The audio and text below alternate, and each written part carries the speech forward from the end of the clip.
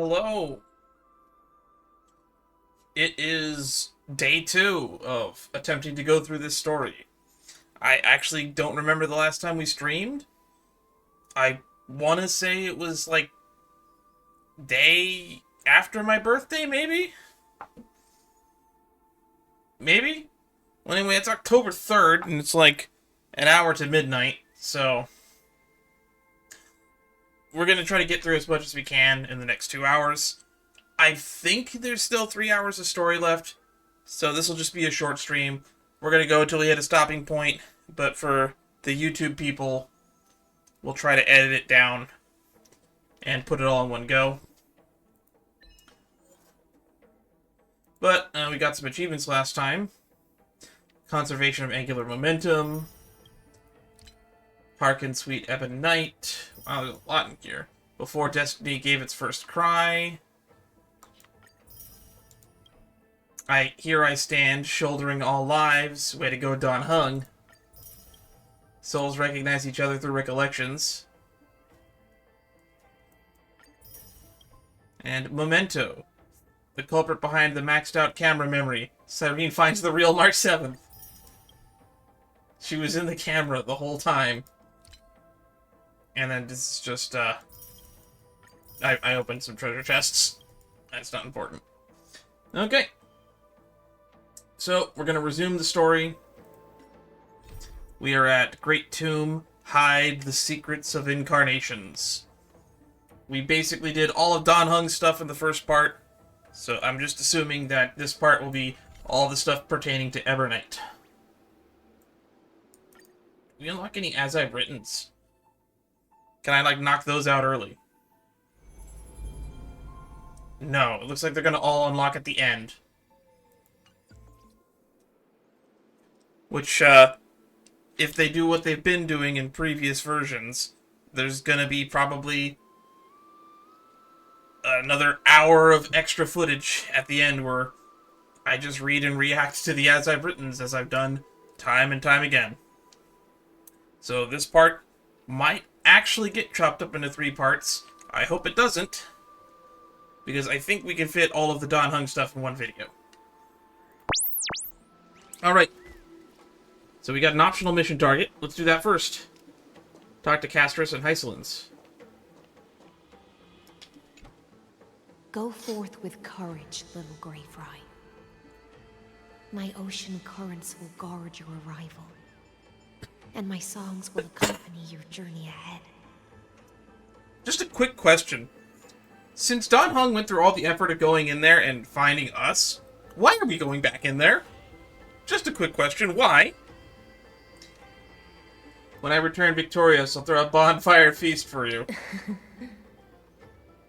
You still remember how much I love fire and feasts. Alright then. It's a promise. Go find your companion and see your journey through. So, are you dead? Yes or no? Because I don't know why you're a gold shiny spirit thingy like a lot of the other people are. Because you technically didn't die. I'll raise a glass while I await your triumphant return. And then, when we reunite in the ocean at the boundaries of this world, let me play a song for you beneath the glow of fire. Or maybe you're just a mental projection of Memoria because the real you is at that location in the ocean at the boundaries of the world. At the end of the sea of flowers, the souls of the living shall warm thy fingertips, and after an embrace, there shall be eternal separation. That was the prophecy you were given, right? If I hadn't met you at the end of the world, I would have thought Lady Trinan's prophecy was wrong.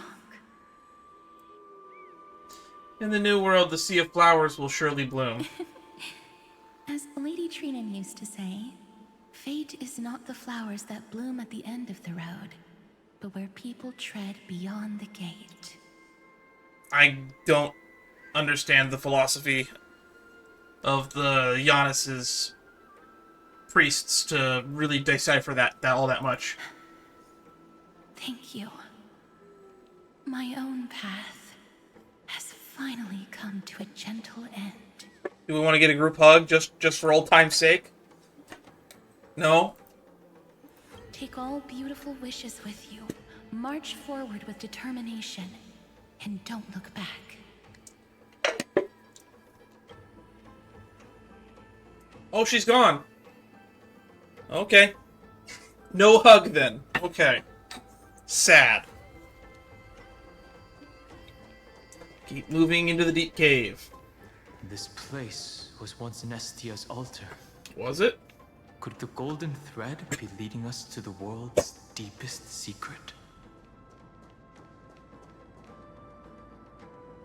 If you say so, Don Hung. Well, that was a big lag spike.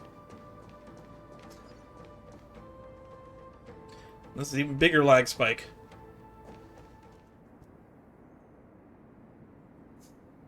Is that an elevator? That's an infinity symbol that looks like the planet we're on. Is this Amphoreus. a symbol in the shape of Amphoreus? Or it could be the number 8. Never seen it anywhere in this world before.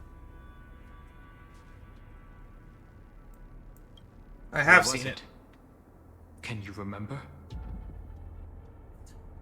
It was in Tribute's memories, yeah. It was in As I've Written Too, the Eye of Twilight's mural. What? Oh yeah, it was in all 3 of those places.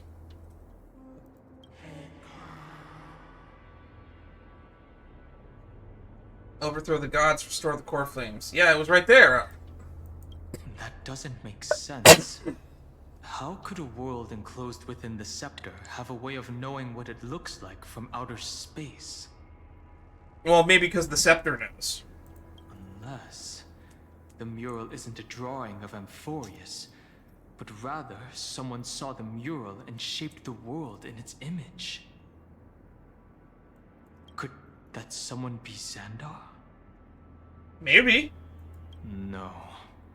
His concession proves that this place where Evernight is hiding must be a blind spot of the experiment.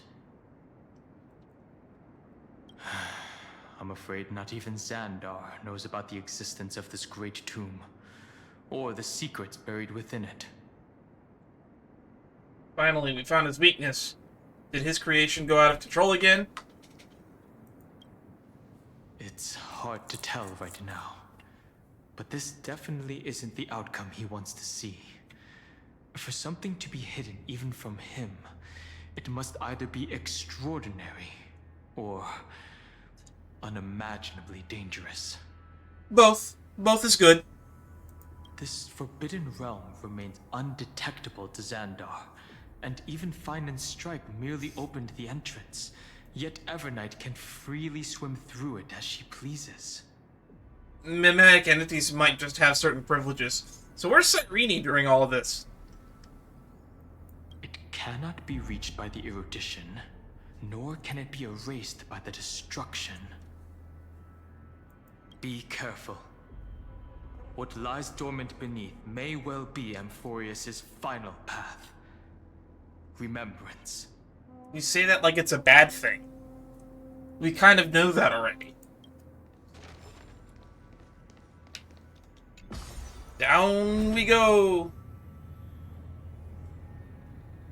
It's endless. It feels like we're plunging into an abyss. We've been on longer elevators than this, Don Hung.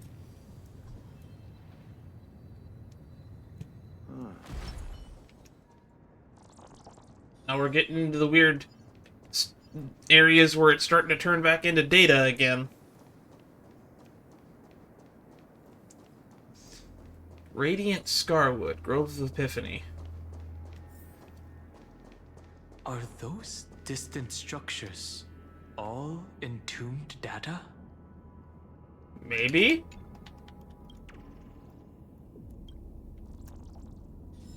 That looks like a bottomless pit to me.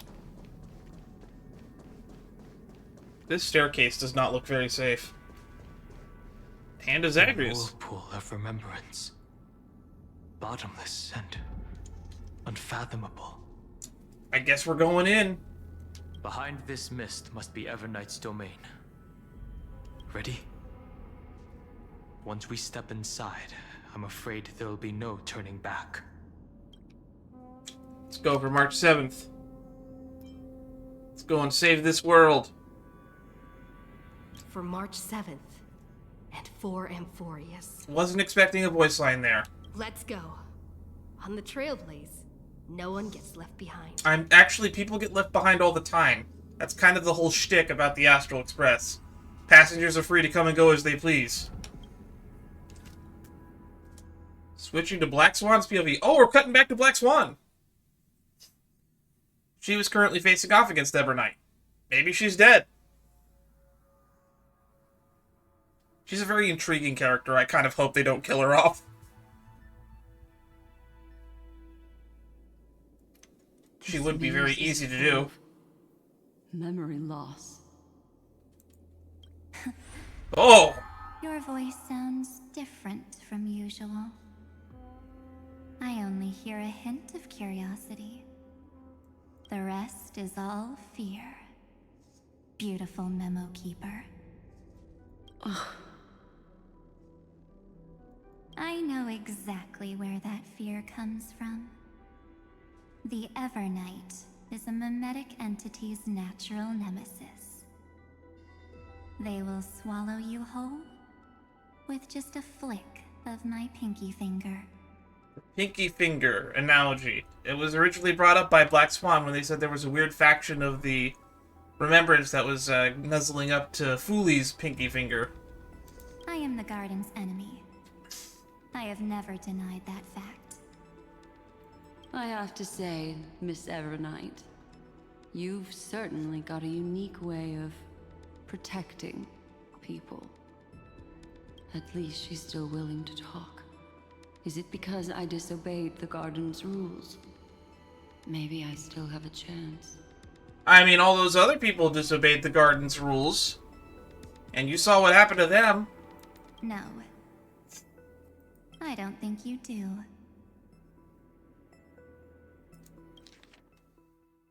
Maybe I still have a chance. Well, she gonna die. It's not very elegant to spy on someone's thoughts, you know? You've done it all the time, Black Swan. It's against the garden's rules and whatnot. Well, before you get rid of this beautiful memo keeper, the least you could do is answer some of my questions. Why should I do that? So you can buy more time and send a message to your companions? And here I thought you were already watching my companions' every move. I am. Earth's stirrings have ceased. They have defeated Terravox and are heading here as we speak. Where is here exactly? Don't tell me that's part of your plan, too. It's not. But I'll make good use of it. Fighting alone against an entire world, even I might miss something.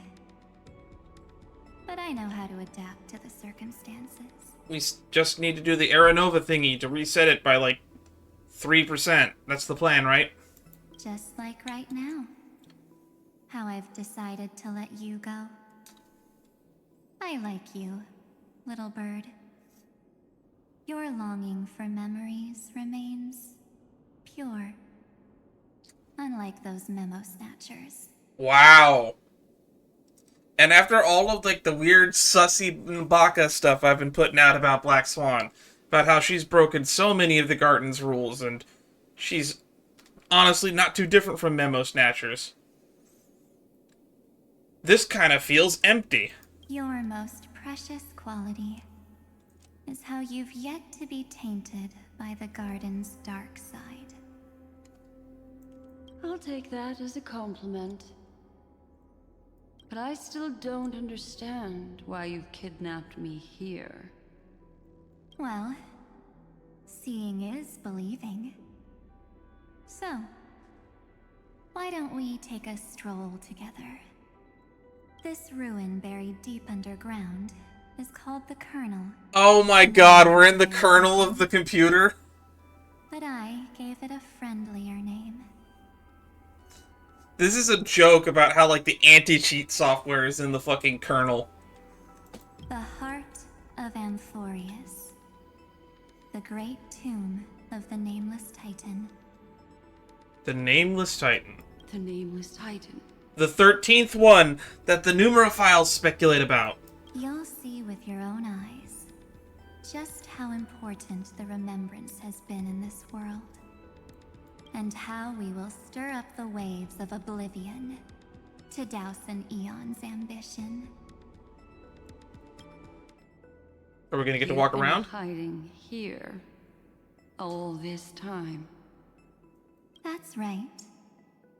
Curious about how I discovered this place?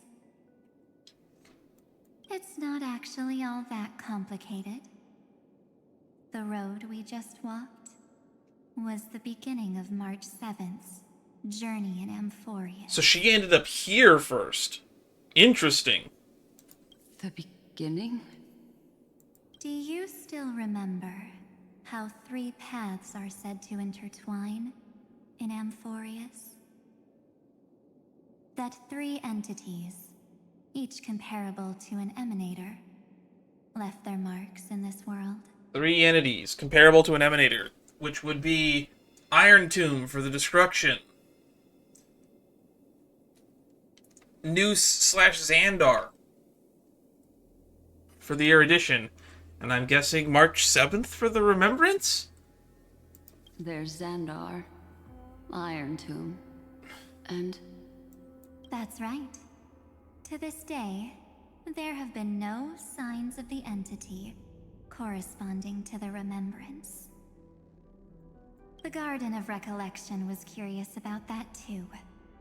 So the Memo Snatchers spent an unimaginably long time chiseling out a tiny channel to peek into this world.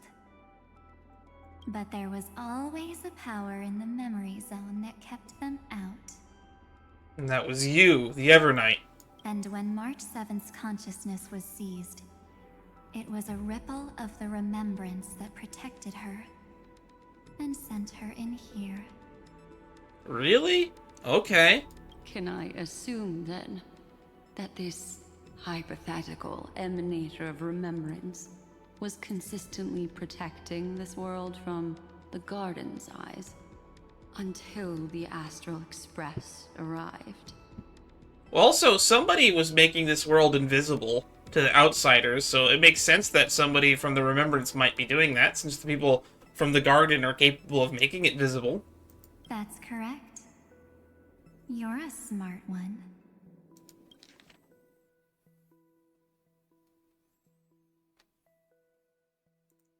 But why? Yeah, that is the big question. Why? See for yourself, little bird. The memories contain everything.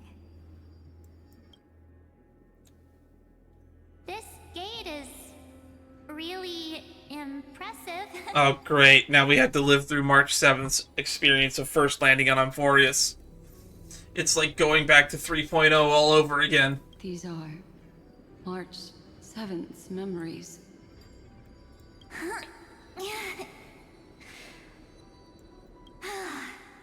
Didn't move at all, huh?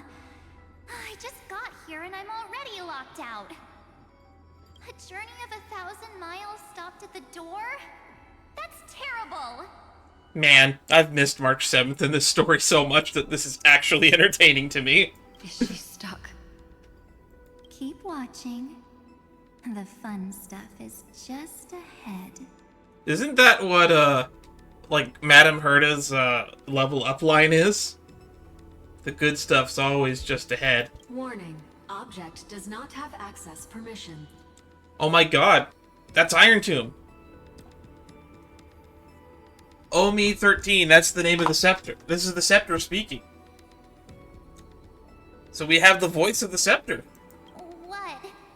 Did I touch something I shouldn't have? Yes, you probably did.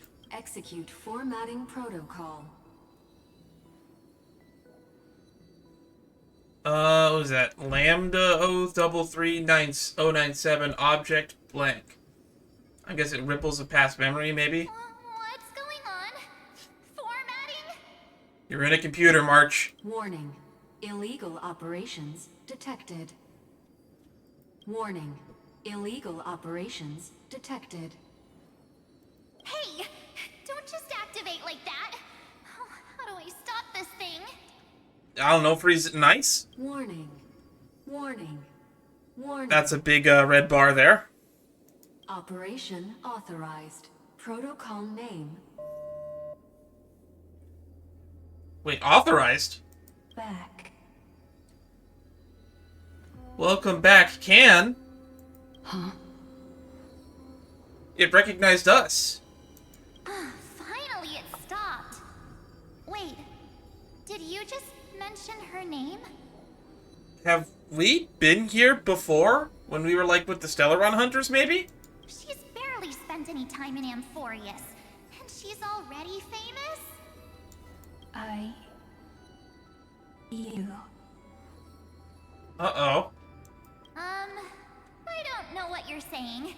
Let's not speak in riddles, alright? Why don't we start with an introduction? Or maybe is this Orynyx? I'm March 7th, and I'm that person's companion. Sorry I accidentally ended up barging in here. Establishing communications. Communications? Oh, does this mean I finally get to talk to someone real? Hey, computers are people too, March. Outside help right now. Skrulin would be offended if you heard you say that. Channel established. Proceeding to encapsulate. Wait, encapsulate? What does that mean? Wait, what? Encapsulate? Encapsulate me? What does that mean? Encapsulation complete. Initiating transmission. Transmission destination. Recurrence number 335503336. Interesting. Huh? What's going on? My body? She's about to get sent to a very specific point in time. The memory stopped so suddenly. She was already lying in the abyss of fate the next time she woke up. And Orynyx was calling her mother. Mother? Maybe that's just how the Titan calls all Remembrance Pathstriders. Like how they call Fuli Skyfather. So March 7th had already brushed against the inner workings of this world at the beginning of her journey. That warning in her memories must have been the Scepter's safety protocol. Yeah, that makes sense. But why did it mention the Trailblazer? March 7th should have entered Amphoreus long before she and Dan Heng did. An inexplicable contradiction, isn't it? Let's put that aside for now. Supposedly, we look really similar to that hero that was in Finon's flashback. Instead, it threw her deep into extrapolations.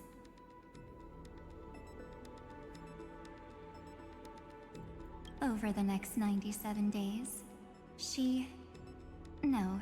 the two of us, trailblazed through Amphoreus as mimetic entities as she evaded the Administrator's pursuit. It must have been a difficult and lonely journey for her. Yeah, based off the Myriad Celestia trailer, she was invisible. Are they going to show the Myriad Celestia trailer? Yes. No one could see March 7th.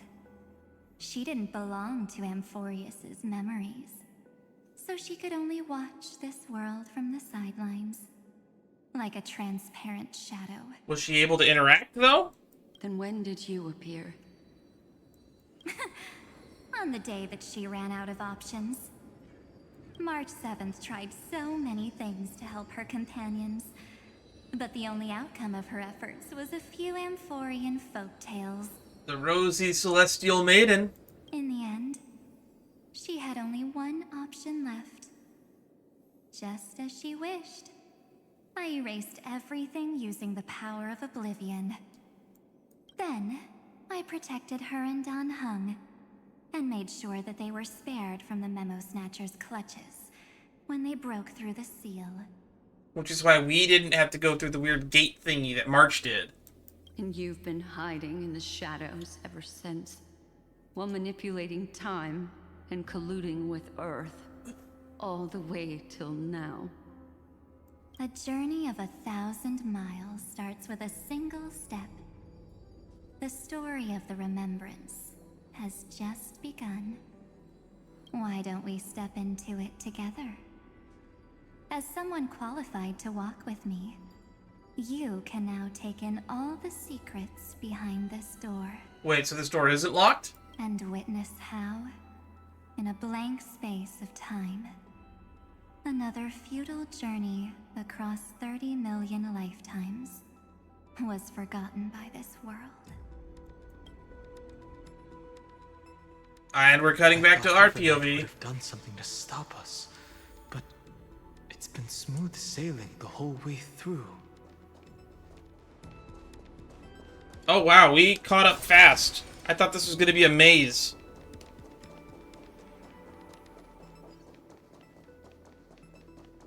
There's even Are you ready? a garment maker down here. I'm going to open this door. What's behind the door? Absolute silence. I can't sense anything at all. That's not good. Maybe a trap. I know. Duck behind me if anything happens. Still not used to you being so much taller than us now. I'm ready. 3, 2. Look at least a little bit more braced and prepared. Warning. Object does not have access permission. What about me? Safety protocol. I saw it in the Exomyth too. We don't have permission. Looks like it's a brute force time. Did I touch something I shouldn't have? Do we want to quote March? Let's quote March. It's got nothing to do with you. That's the Scepter safety protocol. It means we're in the right place. Warning. Warning. Warning. Are we about to get launched into an extrapolation? Get ready. Incoming. Welcome back. Uh-oh. What? It recognizes us. I'll be waiting for you. It's probably Cerydra. The original one. It mentioned your name. What it said sounds so familiar. Seems like the threat is gone. Someone's helping us out from the shadows. I'm getting a feeling of deja vu. Like the first time I opened as I've written. Really? Thankfully, Evernight didn't take that book. Let's try using it. We're gonna use the book. Take out as I've written. Operation authorized. Protocol name. Okay, of course that's censored. The seal's gone. Didn't think this book would have a use here. Me neither. It did change during the events of 3.4 and gained new properties. That's when it turned into the weird digital layout. Has it been updated? Because it was like after 3.4 where it turned into this. Like, we can even look at the admin notes. Your heart harbors wrath.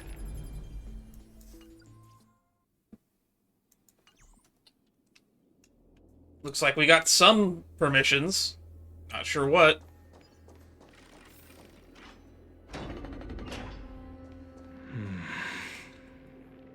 Is that? March 7th? No, wait. Cerydra. Hi. Miss me yet?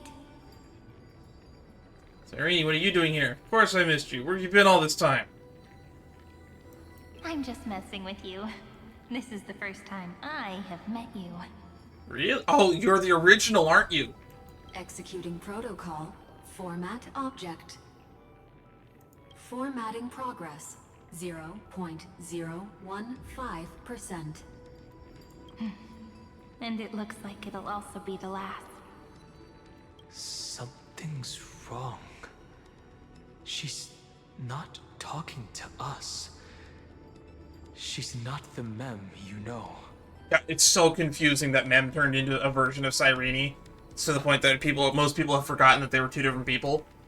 So this is the original Cyrene, not Mem. Could she be a Cyrene from the past? Formatting progress 23.815%. Since we don't have all day, let's get started, shall we? Yes, so this is Ripples of Past Reverie. The original Cyrene. The one that we only talked to for like the briefest of moments at the end of 3.4. As always, I'll read this book to you. That way it won't just be Cyrene's memories alone. Formatting progress 45.147%. Or is this the original Mem? I don't know. Where should I start this time? Let me see. There. Shall we start with the meeting between the Helkalithist sage Midemos and the King's Aegis, Anaxa? Really? Formatting complete. What? Did you hear that? She just said... Mighty the Sage and an Anaxa. What? Did she say it like that? Midemos. Anax. She did say Anaxa. My brain auto-corrected that, and I didn't read it as the spelling. Midemos and Anaxa. All the Cyrenes from the past should have died long ago. There's no one else here. Who's she speaking to? This is obviously not the history we know. It might be one of the possibilities in the 30 million cycles, but... So before the recurrences started, the original Cyrene hid in a corner of time.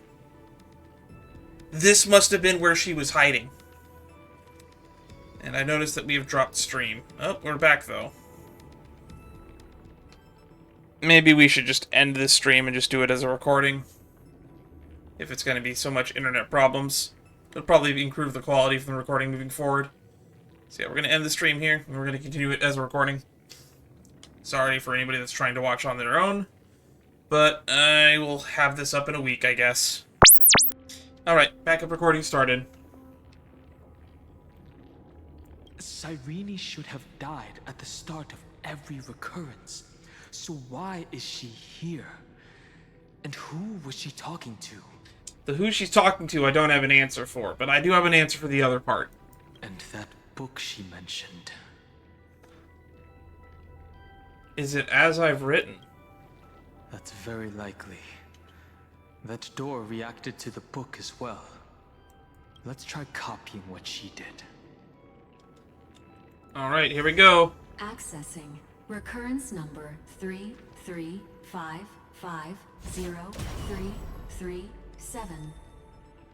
That's where we were with the...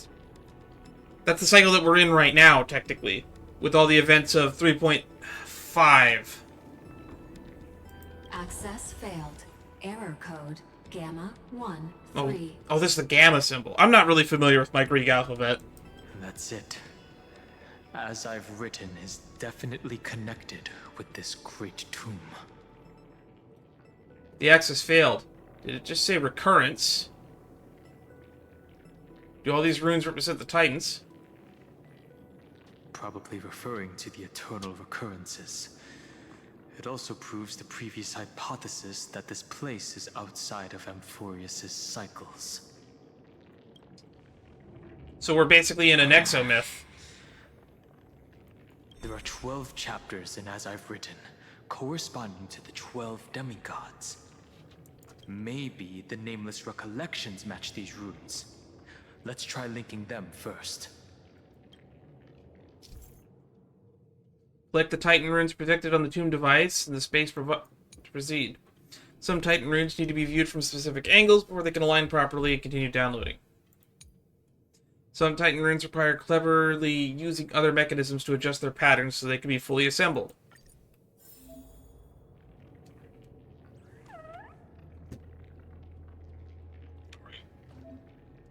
Right trigger. Downloading. I am the law. 504. Downloaded. Hubris 504. As expected, the data stream flew into the crystal in the middle. It's absorbing the memories in the book in this manner. Oh, halo. The world never learned how Cerydra rewrote the law, but I believe it was Amphoreus' decisive move against destiny. Are we gonna get one of these for every one of these that we absorb? Oh, hang on, she's standing over here too. 30 million departures, 30 million shatterings, and the beginning of 30 million flame chase journeys. Fate betrayed Trebios, but she was never betrayed by humanity. That's true. 30 million departures, 30 million shatterings, and the beginning of 30 million flame chase journeys. Fate betrayed Trebios, but she was never betrayed by humanity. So that's Yanis. Aplotis 405. Downloaded. Aplotis. It's Tribios. This world is so desolate. What exactly is it? I have no clue. Oh, I get it. This is how we get back to this side of the room. You must be very familiar with the story of time now, so why don't we leave some pages for the heroes instead?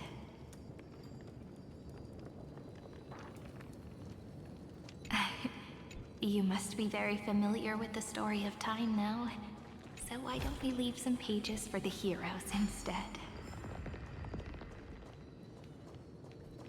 That's the symbol for time. Or half of it.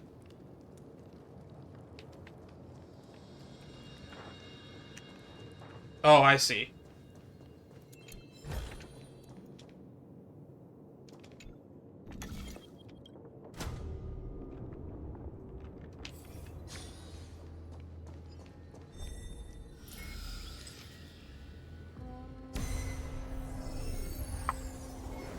Yulia 093.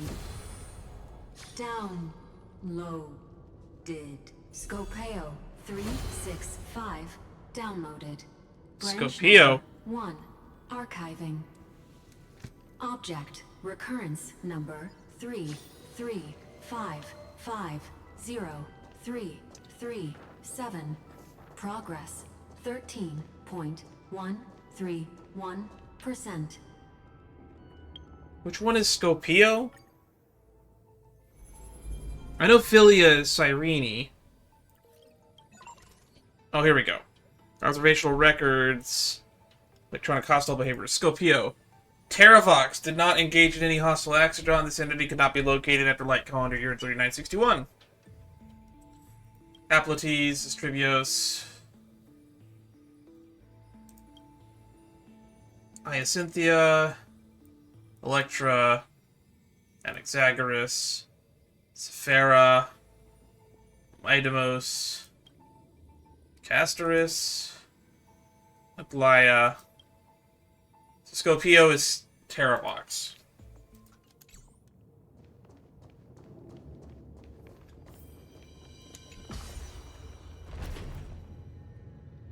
Encapsulate the encryption key in download rooms. There's a notch in the terminal that's just the right size for this book. Now that you mention it, I do see that. Branch number 1. Archived. Branch 1, huh? Encapsulating encryption key.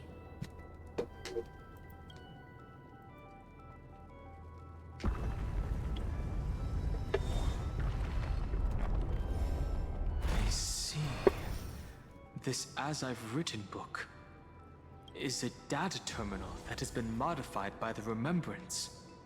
It might have looked like Cerydra was reading a story, but she was actually carrying out a data transfer. Still can't get over the fact you have a tail. Who's on the receiving end? So it's actually a portable hard drive. It's probably the entity deep within this tomb. The details aren't clear yet. No wonder these facilities are reacting to it. This book is a key. But Cerydra could never have known about the truth regarding the scepter. So where did she get this key? I think she got it from here, to be honest. From Ida Silesii, from beyond this world. Do you remember? During her brief existence, Cerydra once encountered a certain Eon. Yeah. So, I can only place my hopes on that childhood dream. She received the gaze of Fuli. And the god behind Orynyx that appeared in that dream. It's no secret that Orynyx and Fuli are related. That Eon also appeared when you encountered Mem. We still don't know the role they play in Amphoreus. But if Cerydra accidentally stepped onto the path of remembrance, then her sacrifice wasn't just for resetting the cycle. There was another purpose. Encryption key encapsulation complete. Let's keep going for now. If my hypothesis holds, then the scene we just saw will replay many more times. 33 million, one might say. This is so mind-bending. I'm curious how many people are going to follow it. Hey, Uh-oh. be careful. Evernight's eyes are everywhere. Oh, no. Don't get too far from me. The chronocognitive anchor will protect us. Oh, you still have one of those. Do we have ours? No, wait, I think we... Yeah, no, we don't have it anymore. Or maybe we do. I don't remember.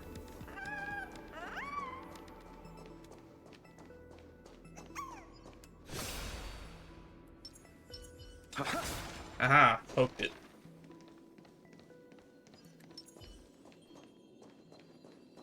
I mean, free treasure is free treasure. I'll take it. What is this? Oh, this looks like where Orynyx's tomb is. Belief. Is this still Amphoreus? I mean, it looks like it. To me. So many countless storage arrays. This would even rival the cyber prison of Inupis. Well, have you been there before? Look, what a magnificent sight. Even this classical world contains a futuristic palace like this. Would Ida Silesii end up looking like this after a few thousand years? Maybe. Executing protocol. Format object. Formatting progress 0.027%. Ah, it's always so on time. Never late at all. It's okay, I get it. It's just trying to remind me how precious time is. I want to share a story with you this time. I saw a little nymph on my way here.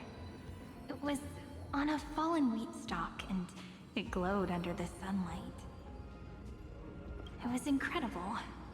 I forgot all my pains at that moment, and just stared at it in a trance. I wonder, did every Cerydra in the past feel that the nymph was beautiful? Would they also have recorded that scene into the Eternal Saga? Probably not. So, could you give me more time, please? I want to leave behind more memories for the future. Formatting complete. And off she goes into another cycle or recurrence. I guess recurrence. As I expected. The answer is the remembrance. An Eon appearing in her dreams, 3 paths intertwining in Amphoreus, and the Garden trying to infiltrate this world at all costs. I have reasons to suspect that Fooley's gaze once swept over this world before the scepter completely fell into destruction, and that Cerydra basked in that divine gaze. They knew what was going on, yet still allowed destruction to thrive. But the Garden knew nothing about her. Did the Garden know nothing about her? Would basking in an Aeon's gaze turn someone into an emanator? So Cyrene's 30 million sacrifices. Most of the time, a gaze is simply a natural phenomenon, though some Pathstriders regard it as a supreme honor.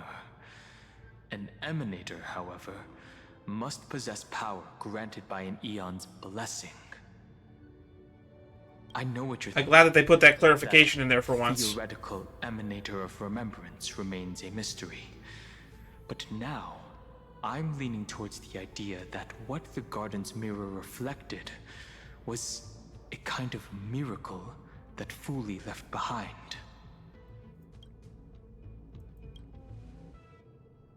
That's to be expected. The various factions are only followers of their Aeons, and Fooley was never known to be friendly with humanity. They? I could have sworn they were.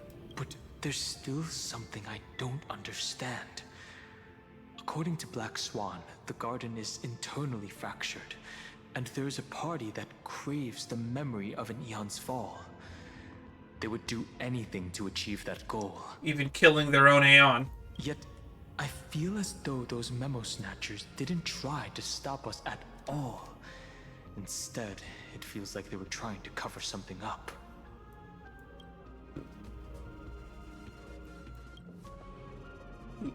Humanity cannot judge Aeons based on our own common knowledge. The Remembrance has always been an observer of the universe, ever since their birth. They're not trying to stop the destruction, they're trying to pick up the pieces after it happens. 30 million sacrifices. Yes, we're thinking the same thing. Legend says that Fooley sits in meditation in the Anasrva Pure Land, spreading the seeds of remembrance across the universe. And when the cosmos ends, all the different realms will be reborn in their garden. If this sealed-off world is also within their gaze, then it's not too big of a stretch to surmise that they need a mechanism to save these incredible amounts of memories, and store them somewhere out of the erudition's sight. And this mechanism was previously the Time Titan and their demigod. But after Amphoreus entered an endless loop... Time's divine authority stood empty. Cerydra acted on their behalf instead. As I've written, became the Remembrance's medium.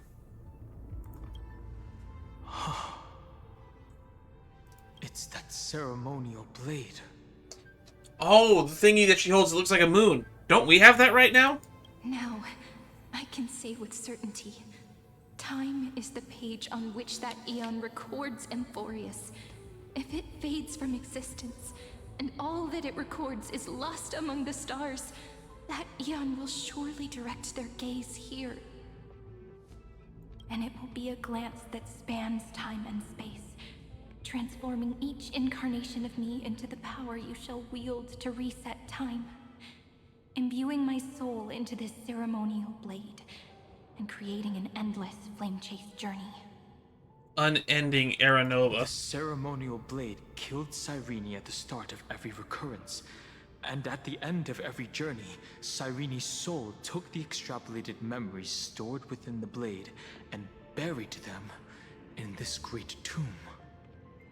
That's how the memories of Amphoreus transcended the loop and were continuously stored, while the scepter had to revert its progress over and over again because of loss in its logic. Okay. Fooley's blessing will not disappear as long as this process keeps going. I knew their gaze never left. Nope, here we go again. As long as I record every page of this story and tell it to you, Amphoreus won't be forgotten.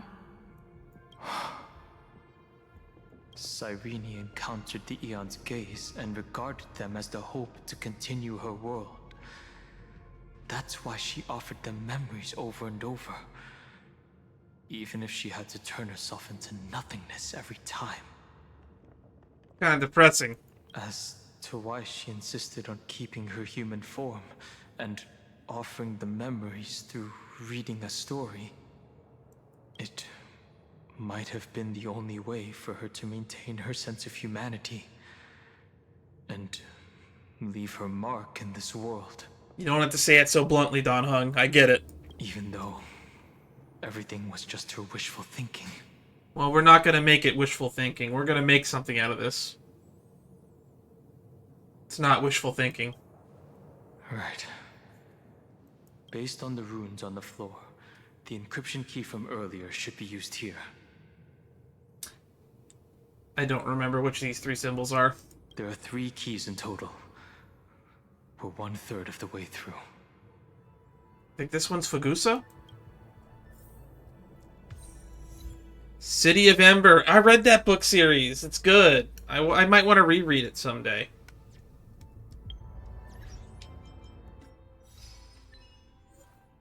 Strip away the mythical aura of Scepter Detla-me13.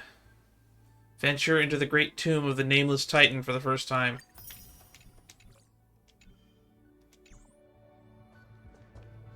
Unlock access control node. Leave it to you.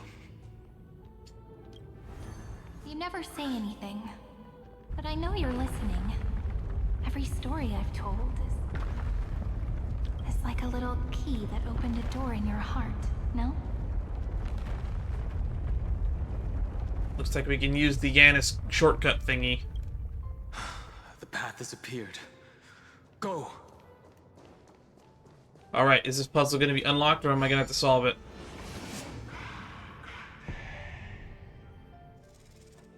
Solving.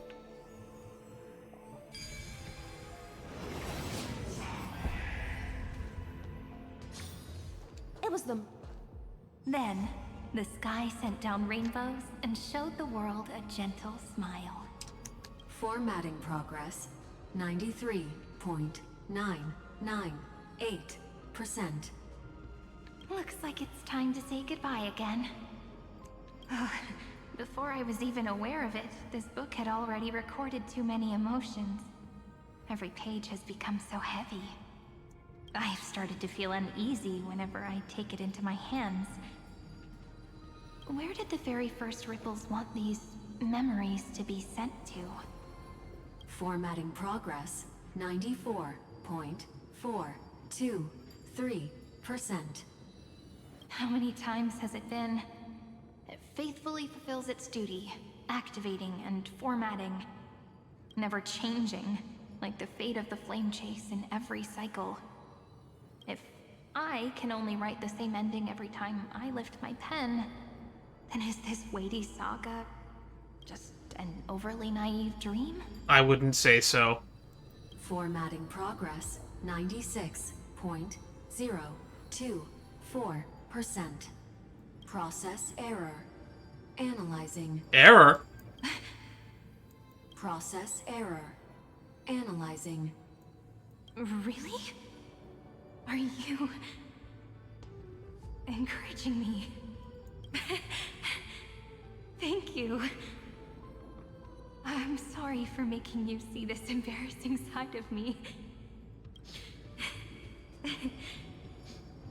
Everyone's still working so hard.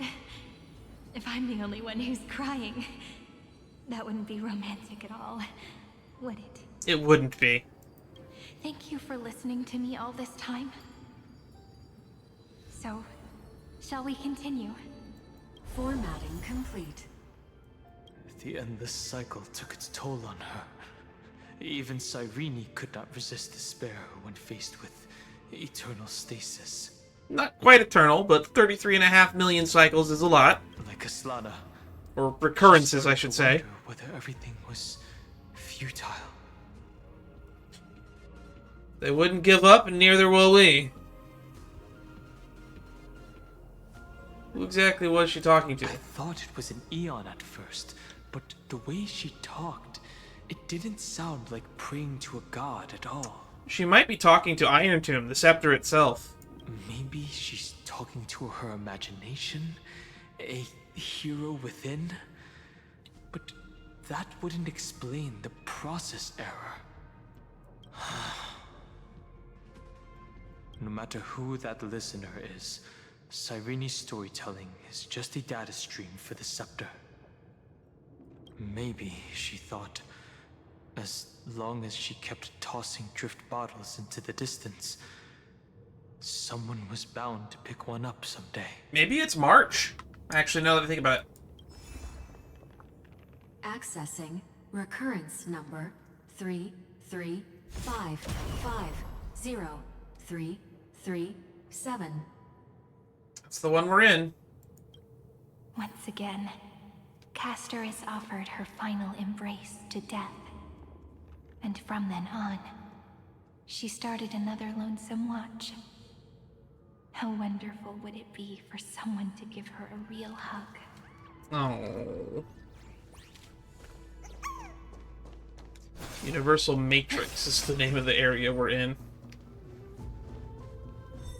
Yep, that's the Hand of Thanatos. Ep136 downloaded.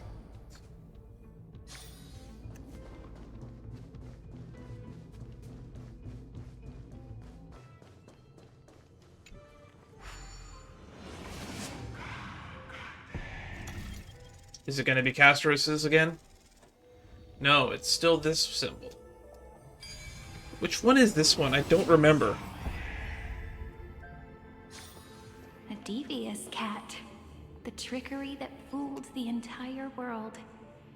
No matter how her identity changes, she... The Hand of Zagreus. Seems like we'll need it here. A devious cat. The trickery that fooled the entire world. No matter how her identity changes, she will always end up being a pillar that stands tall for the holy city for 1,000 years. That is kind of romantic when you word it that way. Be completed after the modules are inserted into the slot.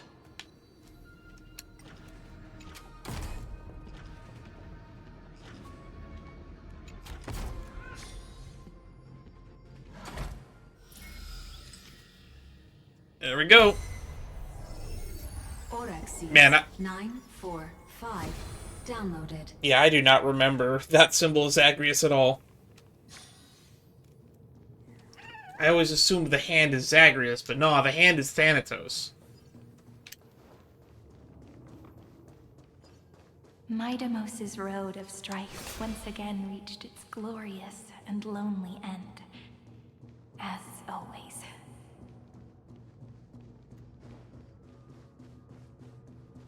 Oh, we're gonna have to fight him again?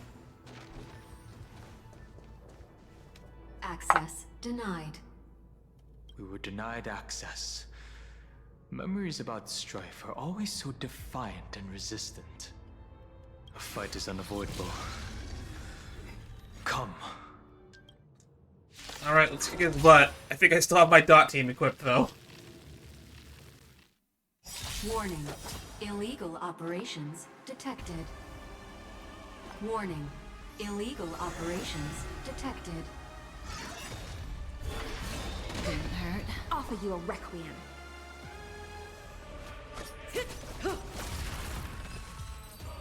Done. The delightful feed ends for now. Polemos 600. Polemos. Helios 252. Helios. Downloaded. Branch number 2 archiving. Object recurrence number 335503337. Progress 31.313%.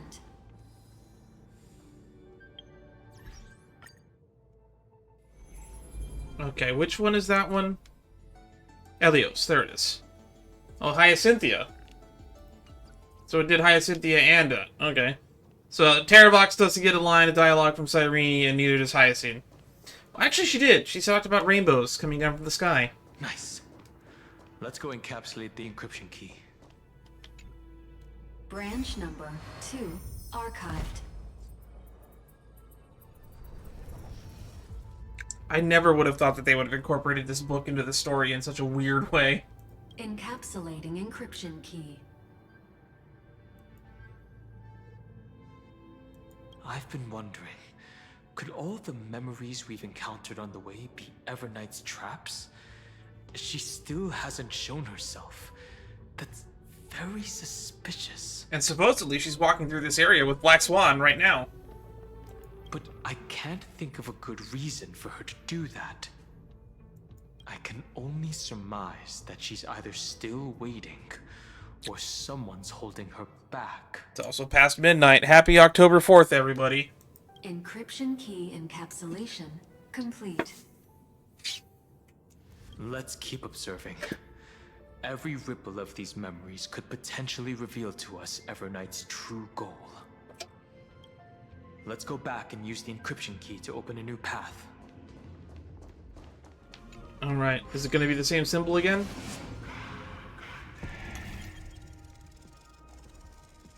Yep, it's still that weird 2 half moons intersecting to make an eye. That felt too easy. Sure. Go upload the encryption key, just like last time. What could be behind this door? Glittering crystals?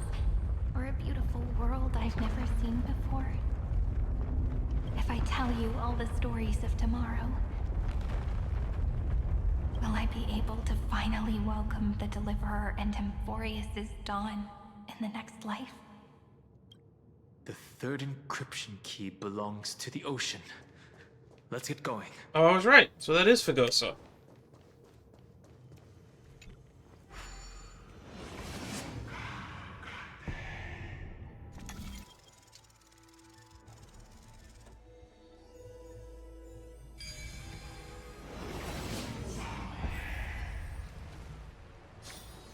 It was the moisture in the air that whispered the answer to me. No memories appeared this time? Uh-oh. It's a huge fan. Use the chrono vessel over there to stop it. Forgot you hit these by attacking them. Also, thank you for telling me how to do the puzzle, Don Hung. In the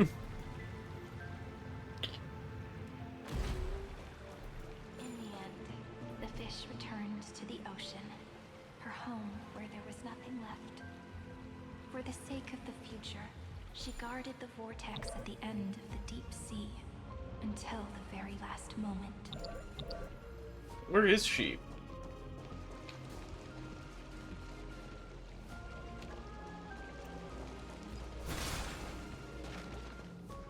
Look!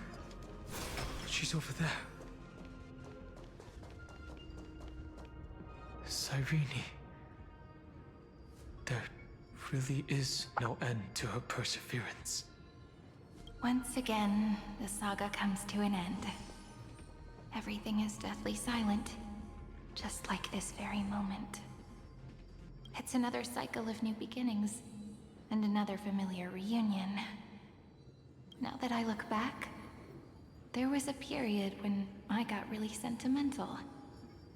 I was so anxious, trying to find as many different memories as possible, hoping to bring some change to this unchanging destiny, and find the way out of this maze. But I won't do that anymore now. Formatting progress 73.998%. Process error. Analyzing. What is it this time? Formatting progress 75.012%. So if she hesitates in her resolve at all, it still stalls progress. Process error. Analyzing. No need to feel sorry for me, good friend. If there are no new blank spaces, how can a saga continue? I'm actually really lucky, you know? During the long years I've spent waiting for the Deliverer, I've always had you here as an audience. Look at these memories I brought to you. They once existed, once sparkled under the sun. And now I can see through your eyes that they are still shining bright. Isn't that already enough? Now, I can rest in peace in the past. As for when tomorrow will come, I'll have to ask the next Cyrene to continue our watch. Formatting complete. Her transformation is painful to watch. Yeah. Watching someone get murdered 33 million and a half times is kind of depressing when you really think about it on a broad scale. Cyrene was always there during the 30 million recurrences. She recorded the flame chase journey in her own way on the reverse side of this world, depositing all the memories in this place. I'm increasingly certain that her audience and companion isn't some figurative entity.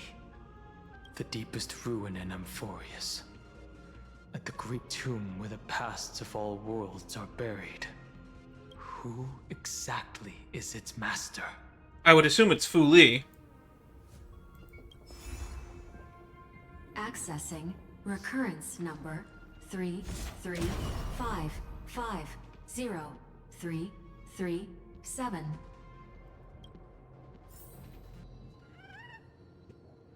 Anaxagoras once again completed the proof with his life. His answer was so complete. All he was missing was a last variable from beyond the sky.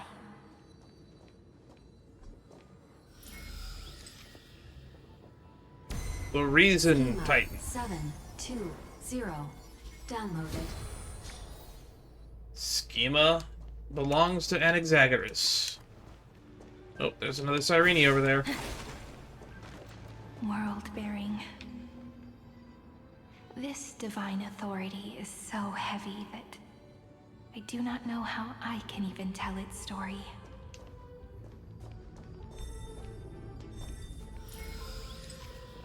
Fine on. That's the Nikos one, right? Nikos 496 downloaded. Romance, in warm gold, forged the long staircase for humanity. How wonderful it would be if she could witness the dawn with her own eyes. The rune is on the fan. We need to use the chrono vessel to stop it first.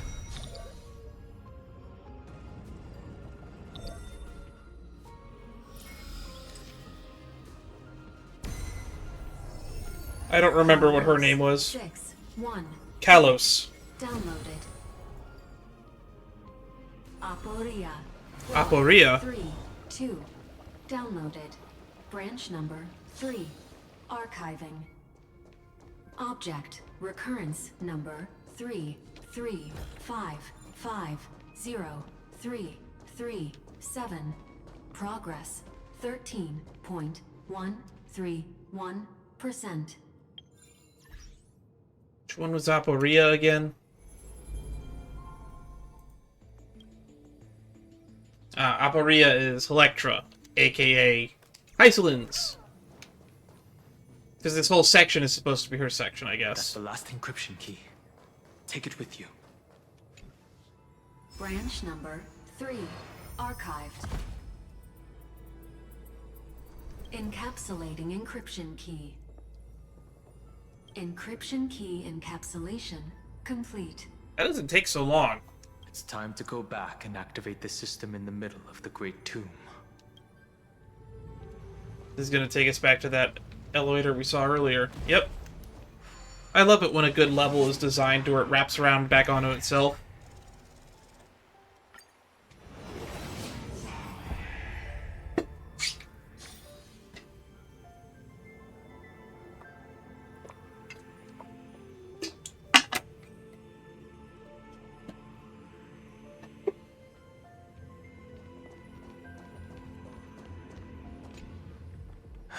the third encryption key. And the final piece of the puzzle. So at this point, we've only done like 6. I pray that you can dispel all the mysteries. Although we think Lead we've us collected into 12 the runes, deepest right? bowels of this world.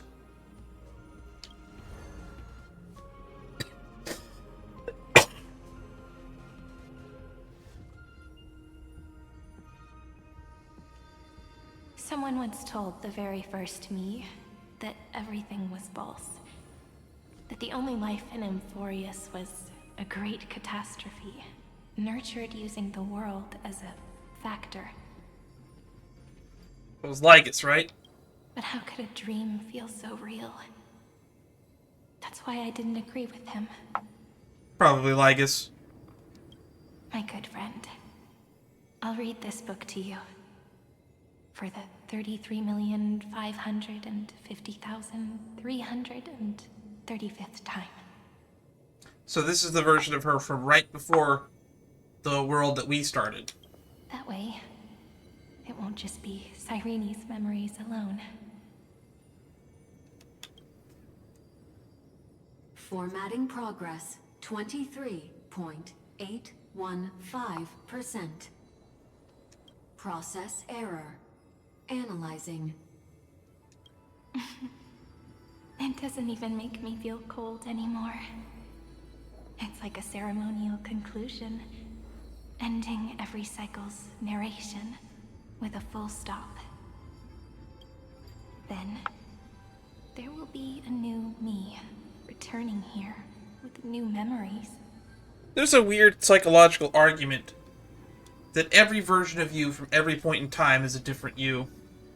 It's kind of the whole basis of Dottoro's character in Genshin, but the me from 5 minutes from now is not the same as the me from now, because it'll have different memories from the one from now. Is it truly the same person? Are we at any point in our own history the same person?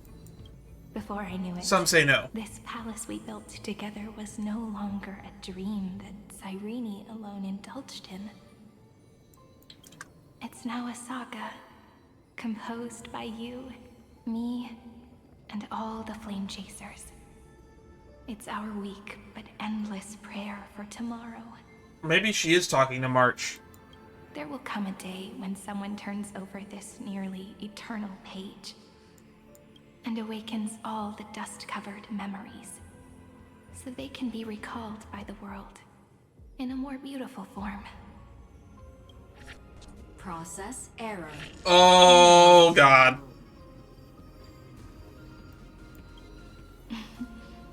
I'll read, and you'll listen, like how flowers always bloom, then wither. I shall welcome my own decay, becoming nourishment for the next flower's bud. And you shall They're not continue formatting her to into be the next cycle. protecting They're this literally garden making her drop from dead and memories. just printing a new one. Oh, that's so fucked. That way, when the deliverer arrives, the first thing they'll see is an endless sea of flowers. And our stories will be lying silently among the flowers, like every ripple of remembrance.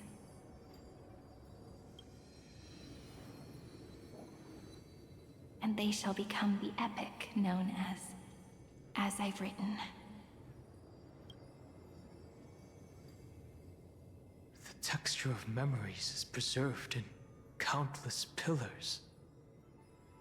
She gave everything to record all the forgotten recurrences across 30 million cycles. So the events will never be forgotten. Fuck the world bearer. You're the one truly bearing this world. The Great Tomb is the seed of remembrance. We'll put an end to this endless waiting. Let's march to the new world with the all with the past.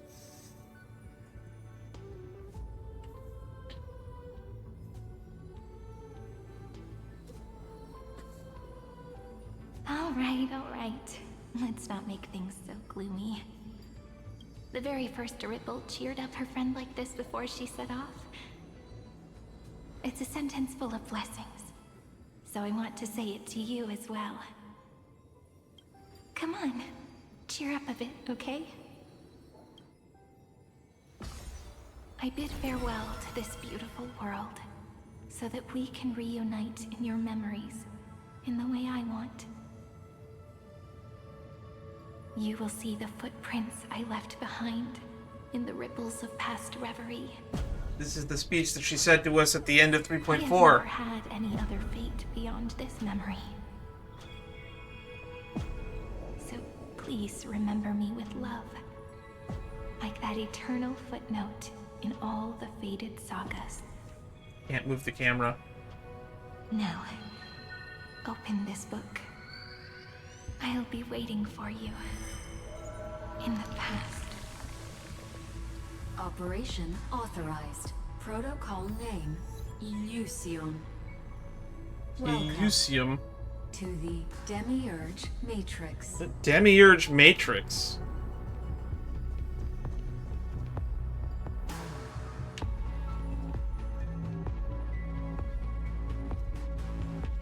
That's the word that Lygus said earlier, right? The Demiurge?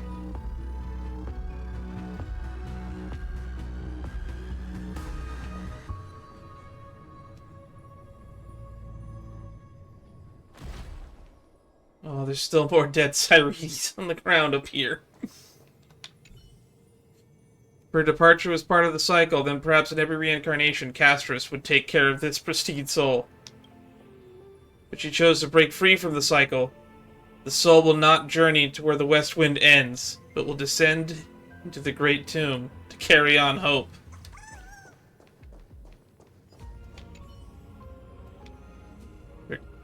Her countless deaths within the cycle endowed this place with an even greater, more sacred meaning. Since you've already come here, you surely won't let her resolve be in vain. Awesome. Praise the bug. If only it featured my spectacular presence. Okay. Oh, we can't investigate this one. Oh, there's so many dead Cyrenes. 33,550,000. That listener lies behind this door. Plus 35.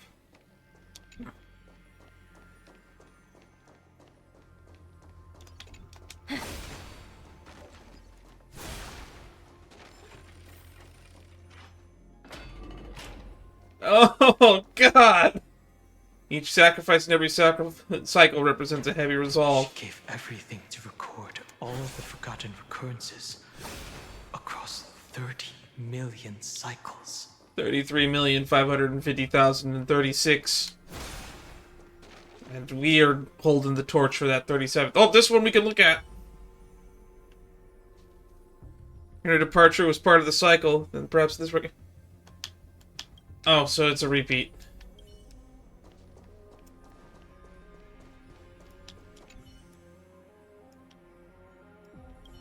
Don't let it be in vain.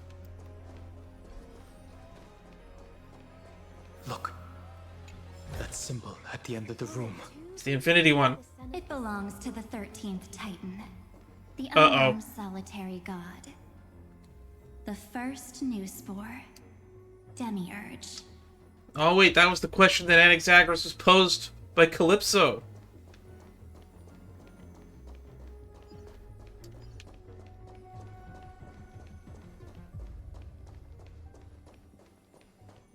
Those who are lost remain lost, while those who have met will meet again.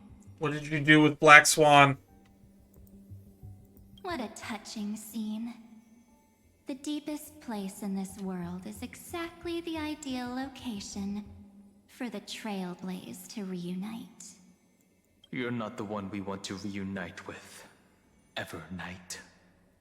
But you'd better explain everything to us. This tomb and the 13th Titan. Tell us everything you know. You're too on edge, Don Heng. I've always been honest with the two of you. Before we talk about Amphoreus' destiny, why don't we lay aside our differences and take a moment together to mourn for the cruel truth. Ah, great. More depression. Just what I wanted. Truth? So you still haven't figured it out. Take another moment to look around. Look closely. You must be curious as to where the final Titan is located, right? What a good question that is. I too am curious. Because there's absolutely nothing here. Except a cold, empty void. Oh, that sucks. You mean Cerydra was deceived? I don't believe so. Indeed. Fuli planted a false hope in her heart, making her believe that she was special, and that Amphoreus still had a chance. Then, that poor girl walked into the Great Tomb over and over again, and willingly offered herself to the remembrance. Why did they do that? Did you really think they would just save this crumbling world? In the way Cerydra was praying for? No, not particularly. Aeons work in mysterious ways. I assume they're just here to collect memories. They don't care if the world gets saved or not. Don't be naive, Memo Keeper. In this game between gods, the Remembrance chose to stand with the destruction. Given your evident hostility towards the garden, I find it hard to take anything you say at face value. Aren't the Memo Snatchers' activities enough evidence? They did everything they could to help Iron Tomb reach completion. And it wasn't just to obtain some fanciful memories. Let me tell you the real reason. What is the garden's real goal? Iron Tomb is a perfect ark. If a seed can be planted within, then the moment the Lord Ravager blows the erudition to pieces, the remembrance will be spread to every corner of the cosmos. Interesting. So in a weird, indirect way, it would allow Fuli to absorb the erudition. That masterless path will be equally split between two eons. Fuli will devour the erudition. So that's Fuli's goal. Do you understand now? The war among eons started long ago. So Fuli probably wants to absorb all the Aeons so that it can rebuild the world after it's all destroyed. Fuli did not glance this way to save Amphoreus. They will drain this world dry and turn it into a most poignant and tragic poem. But fortunately, that girl's sacrifices won't be wasted. I will give her another possibility. And what is that? I promised her that I would recreate the cause and effect of this world and form a flawless Amphoreus. Interesting. But the only way for a world that can't be turned back to be considered flawless is to burn it with a raging fire until nothing remains. You plan to destroy all the memories Cerydra has ever recorded? And how does that accomplish anything? That's right. I'll set fire to all the stories, all the emotions, all the futility. I'll turn the garden's conspiracy to dust.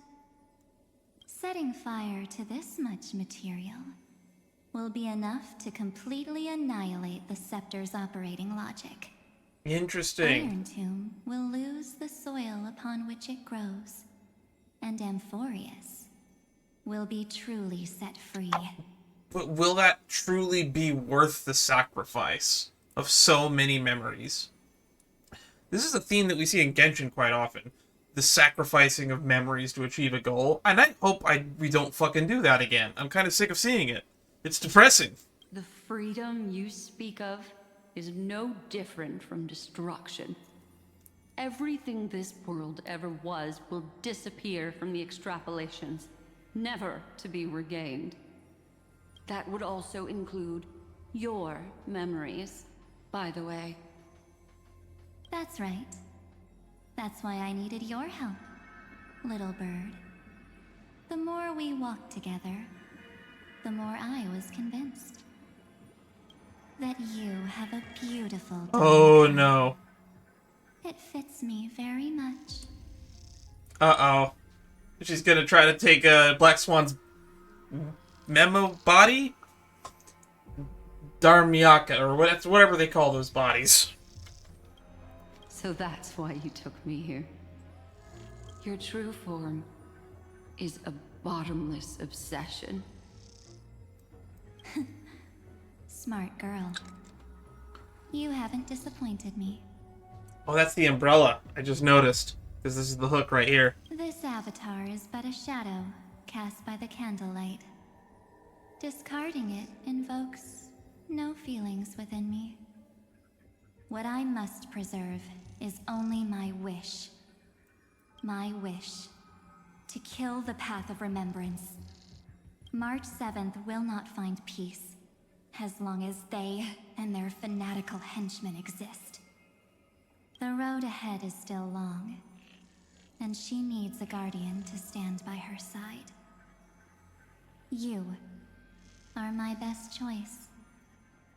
Allow me to refuse.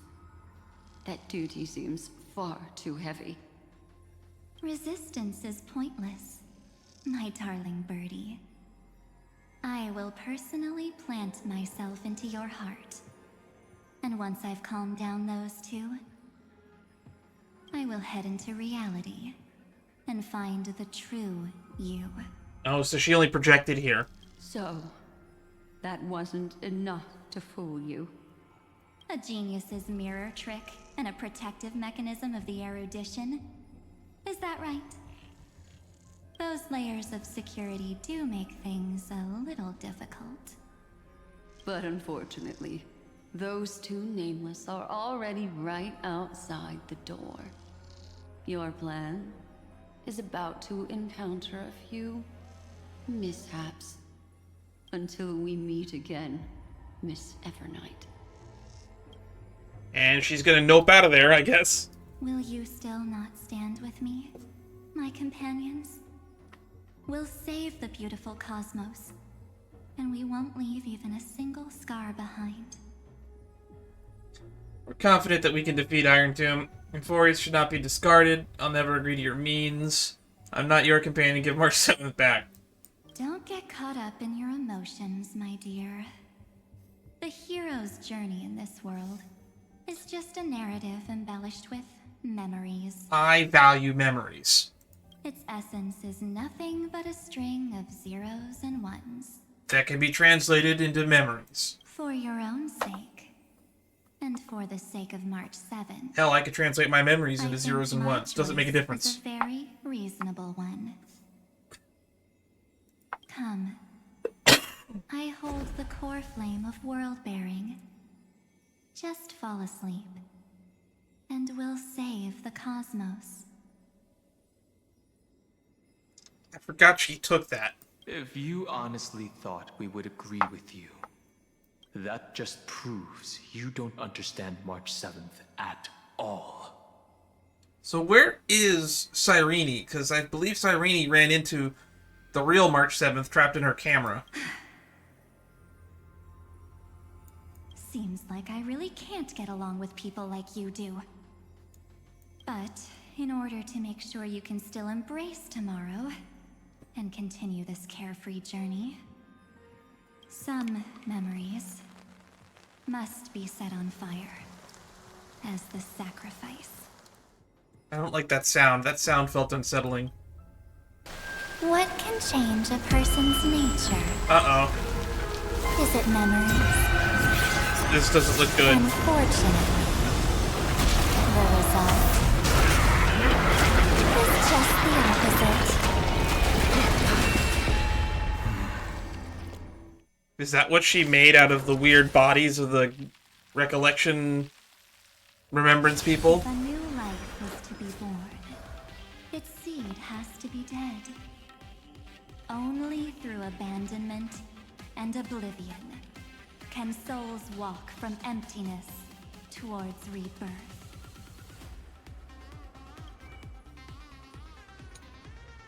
Trace of lingering madness extracted by the refined by Evernight from countless corpses of Ichor Memro sprites and synthesized into more twisted and grotesque monsters. It shall follow the creator's directive, determining what should be remembered and what should be forgotten, devouring redundant memories that serve no purpose and leaving them muted in the flow of time.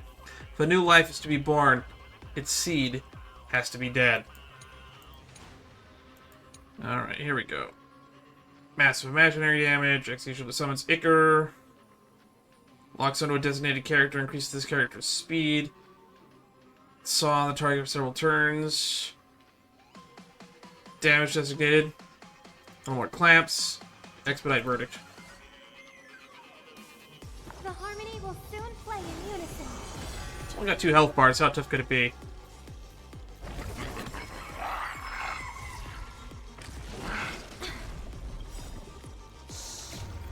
Stay in this endless revel of the abyss.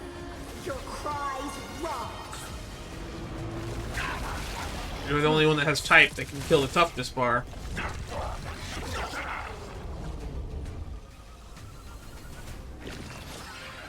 Well, I guess you can do it too. Tide, think with me. Stand still. Oh, so we can kill toughness by killing the ads. Remember it. Good times never last. Time Boom. to say bye. Boom.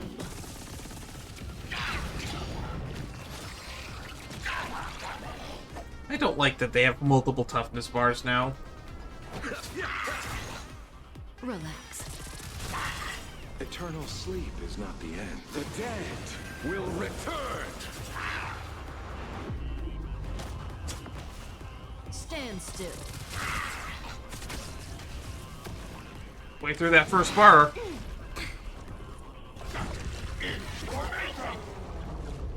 I hope for an end to strife in the world.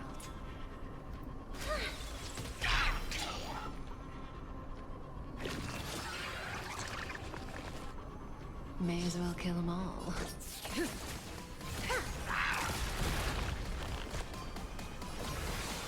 Be intoxicated. Relax.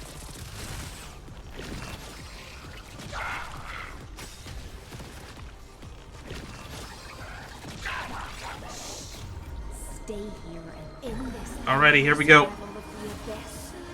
Your cries rise. Really starting to stack those. Ooh, ooh, ooh! That looks painful. Bloom. Like a warm current. My fix. May song bring us victory. Please, quiet down. Alright, time to start doing big damage. Echo because of me. That breathing sensation. Remember. Good times never last. Time to say bye. Boom. We're still not done with that first health bar. Tide, think with me. Stand still. Pity, you chose the wrong enemy. Relax. Alright, bar 2. Time to start putting more debuffs. Eternal sleep is not the end. The dead will return.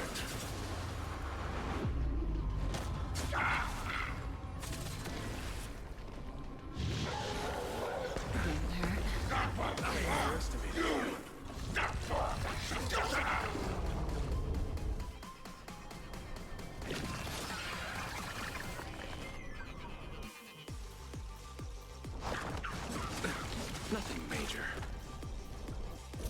Alright, Divinity. heal field up.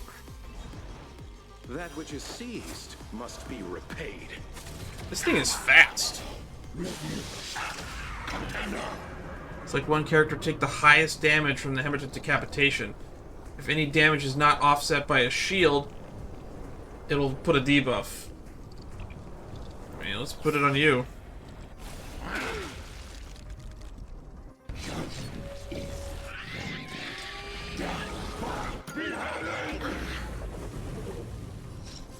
Yikes. That did basically almost 4,000 damage.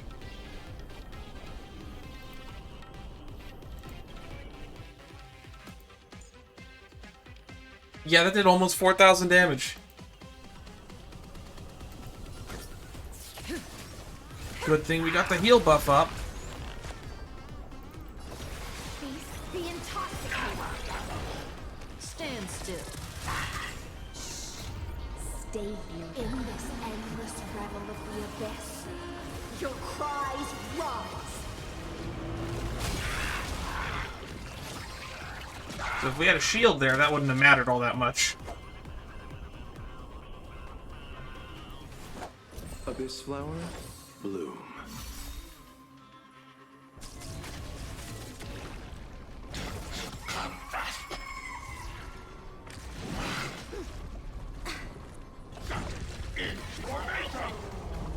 Okay, now that we know what he does, let's just save ults. May song bring us close together. Resonate once more.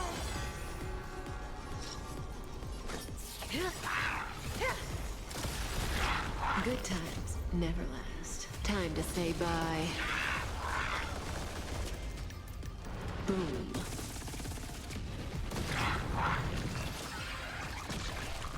Allow me to offer a sharp edge. Relax.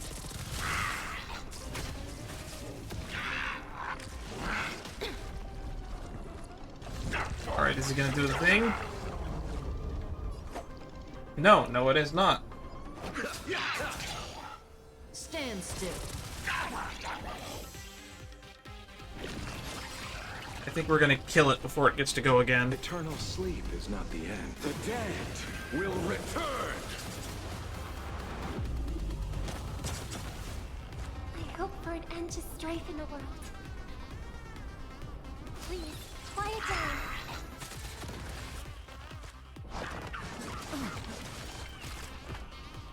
May as well kill them all.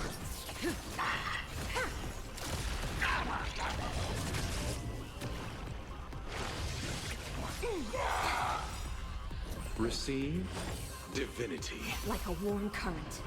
My That which is seized must be repaid. stay here in this endless revel of the I think we can abyss. get close to breaking him. Cries rise. Relax. Ooh, now we can take an extra turn, or they're dead. The perfectly timed Robin ult. This. Return March 7th to us, and end this pointless conflict.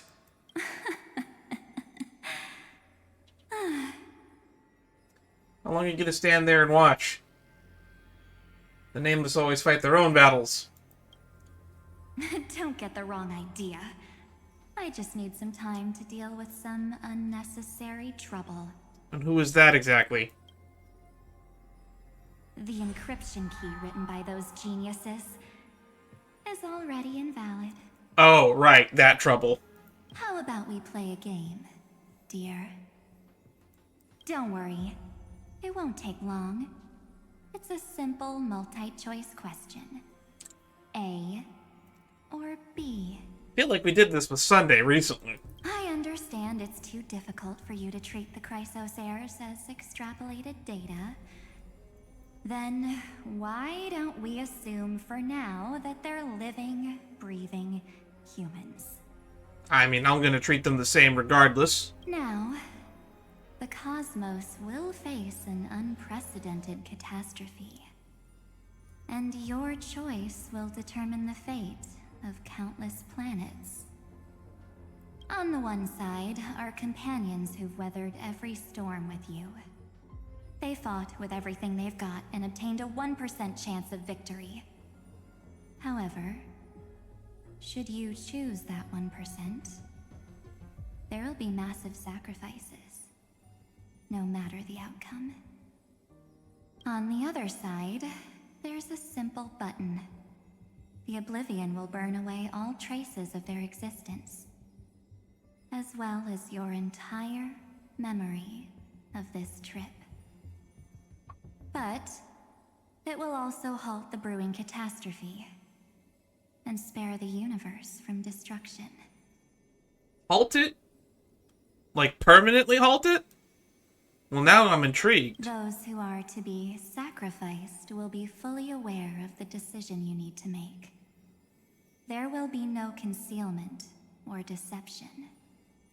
Tell me, what will you choose? Is it actually gonna let me choose? What makes it only 1%?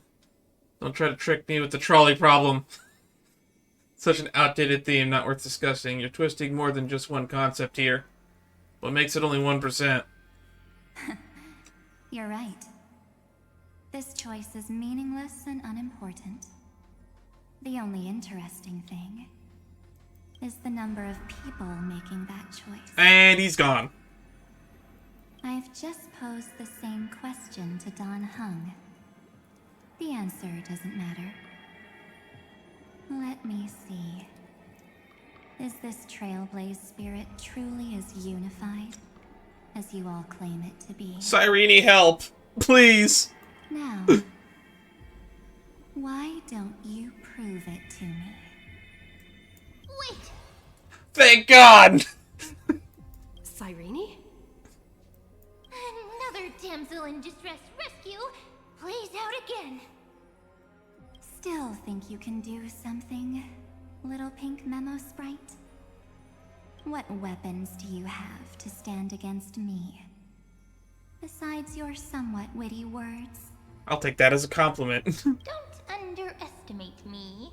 Besides my charm and eloquence, I can stir up ripples of past reverie. What? We don't have time for endless chatter at crucial moments like this. You're smiling. Carelessness is your greatest weakness, Evernight.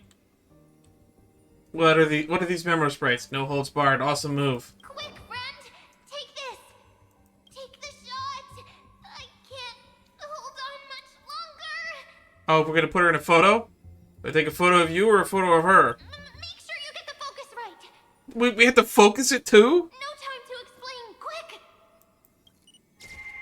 Well done, friend! Now leave the rest to us.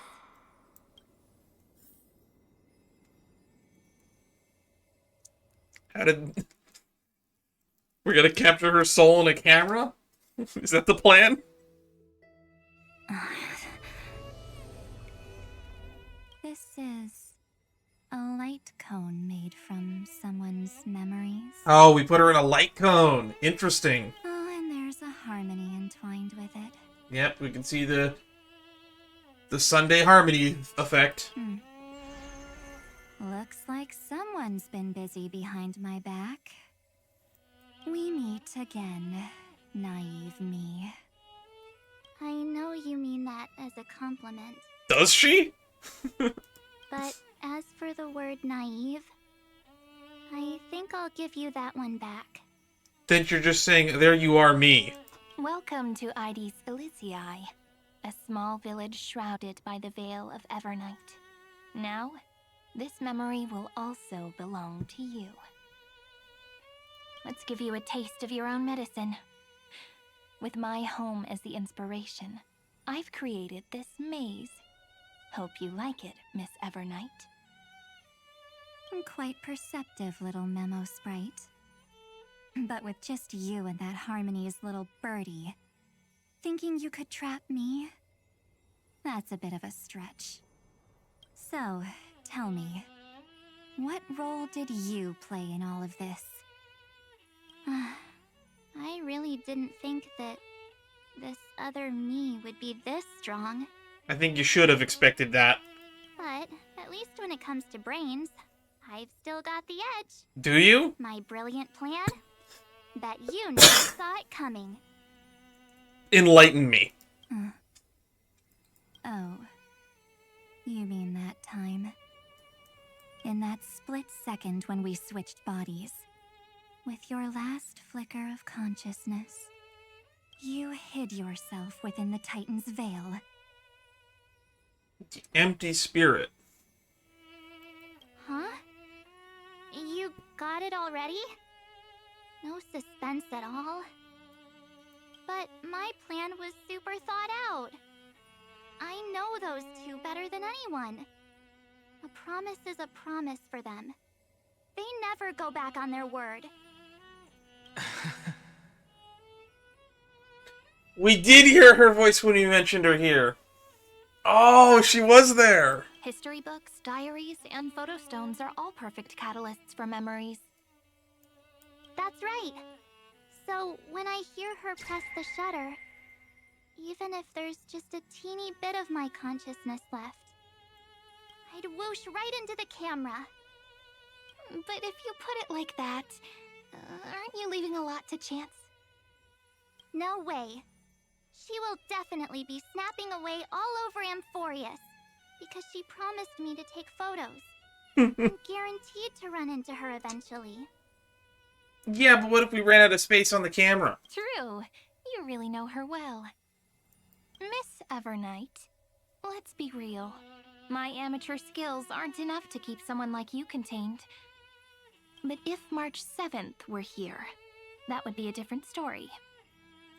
Because there's no way for you to ignore her, right? Fine. Lay it on me then. After going on such a long detour, what exactly do you want to do now? First, I want to thank you for protecting her and Don Heng. But what you did later went way too far. Yeah, you murdered quite a few members of the Garden of Recollection. I don't know if that was warranted or not. So, while there's still time, I've got to make you change your mind. There is something that truly puzzles me. Alright, we're gonna talk no jutsu our way out of this. How did you find yourself again? After giving up all your memories and becoming an empty soul? That is a good question. Probably because she got shoved in the camera, if I had to guess. Looks like you aren't so omnipotent or omniscient after all, huh? The answer is simple. I have been dozing inside the camera all along, and I accompanied her during her entire journey. So we gave you some of our memories of March. So when she told Cerydra in this cycle about her interstellar travels, those memories of journeying with the Express entered my mind as well. I may still be far from the complete March 7th, but these memories were more than enough to fight you. I wonder how much she forgot, though. So, you know what led up to this, and what followed, right? Go ahead. Tell me. Let's hear why you're so confident you can sway me. Why? Isn't the reason super obvious? No, not really. Not at all. Even through a camera lens, I know that the love, hate, and struggles that happened in Amphoreus were the same as what real living people experience. I mean, that is true. I agree with you 100%. I already got her to make a choice. The weights on each side of the scale are far too unequal. When destruction looms, trying to preserve everything only means sacrificing everything. Well, take a step back. Before we ask this question, have you ever really thought about it? What right do we really have to make choices for others? Ooh, really good point. If the cosmos were nothing more than a bigger Akama, ruled by a so-called imperator, maybe then she'd have the right to weigh both sides and decide for us all. We are just pieces on the board. But the truth is, we're just a bunch of nameless. We don't matter in the grand scheme. Even with everyone calling her Deliverer, I believe that she hasn't forgotten. That the meaning of Trailblaze is to explore, understand, establish, and connect. It's not about standing above the cosmos as some kind of savior. It's about walking alongside every world within it. So don't try to guilt trip me with stuff like necessary sacrifices. The Express crew is immune to these baseless accusations. I don't know. If someone gave me a convincing enough argument, I could probably agree with her. But unfortunately, I've been spending about a year in Amphoreus at this point, and I don't want to see it all go kaput. Besides, and this is just an example, if Madame Herta wanted to, she could have whipped out her imaginary weapon any time and blasted this scepter to bits. True, she could definitely do that. Because, according to your logic, the lives of a few nameless are nothing compared to a Lord Ravager's potential threat. Yeah, absolute last resort, we're gonna get nuked by Herta. Good counterpoint. But that's not what she did. You wouldn't have liked it either, would you? I figured you out a long time ago. You've got a fatal flaw. Enlighten me. A weakness. In the shape of me. You've got such incredible powers. But you still kept your promise to me. That only means the sole motivation behind everything you do was just so I can keep traveling. That's what she said in the Myriad Celestia trailer. You're not as naive as you seem, are you? I never claimed her to be the brightest bulb in the bunch, but I never completely claimed her to be a complete idiot either. In that case, I can prove it to you. I won't answer for someone else, but for myself. Here, hold this. Oh. It's cute.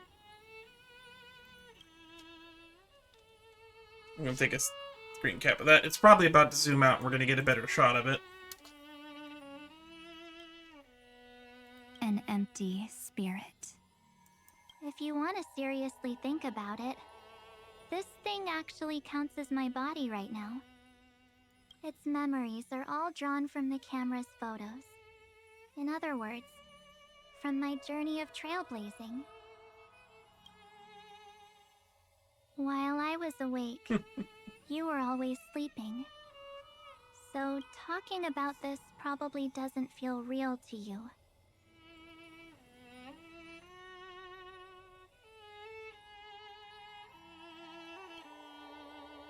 So, why don't I walk you through these memories all over again?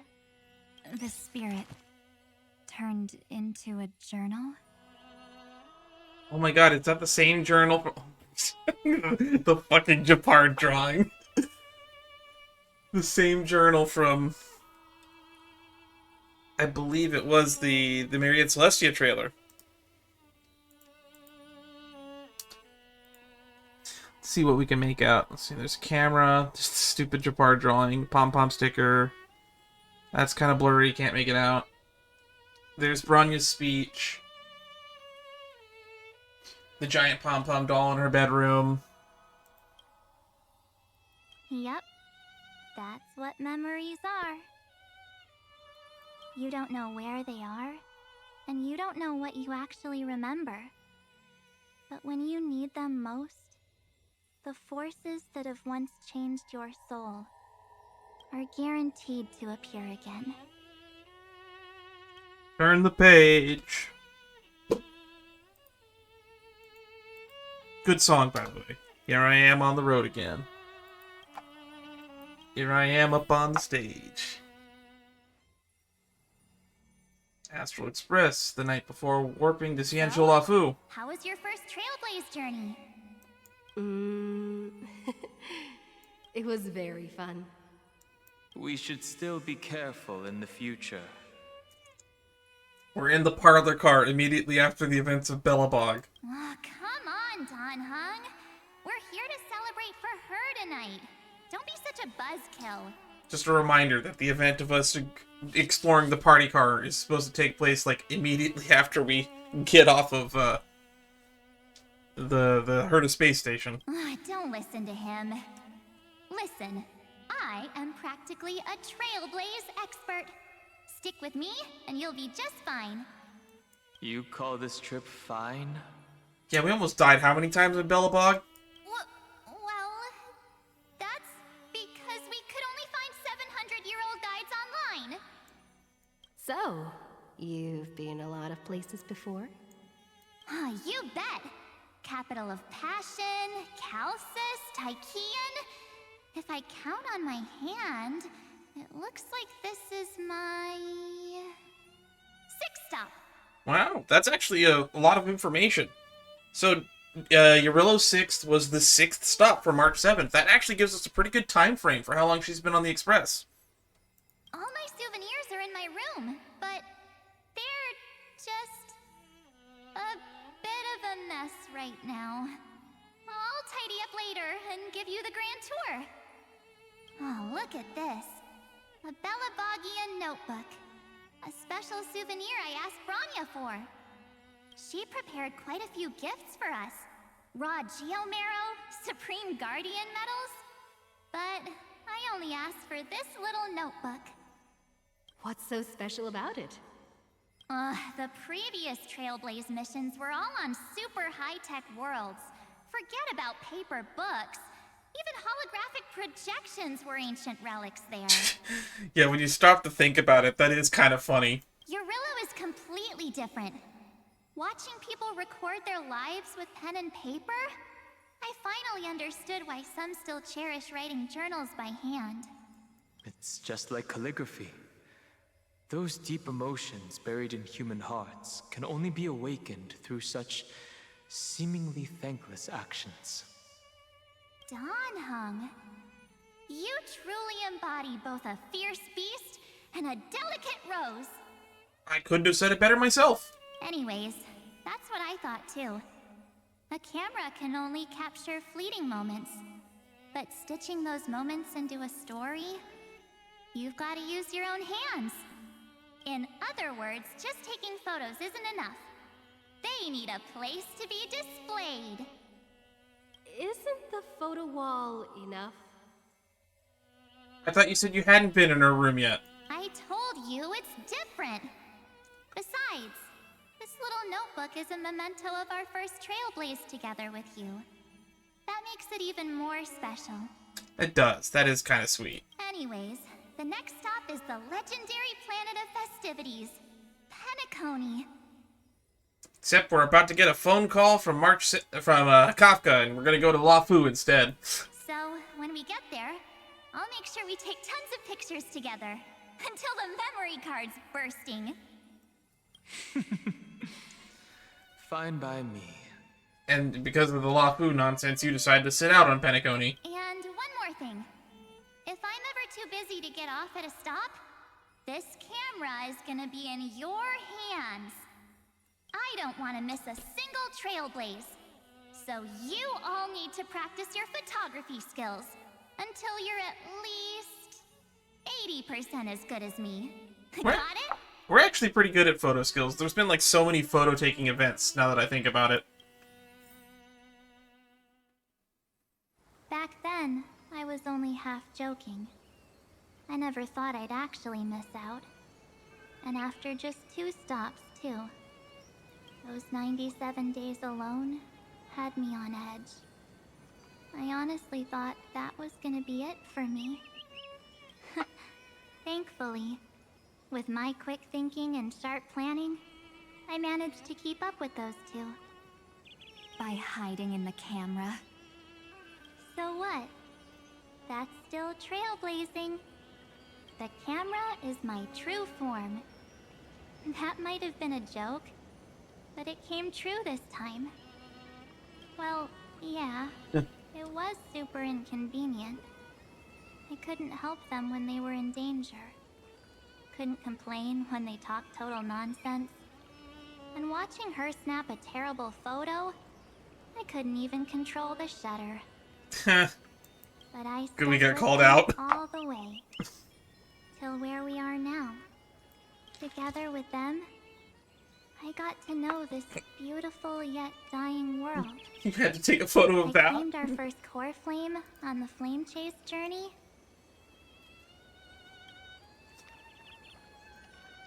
I met new companions, then bid them farewell. See you tomorrow. I inherited everyone's determination, The hug. carrying it forward into the future they fought for. One they can never see.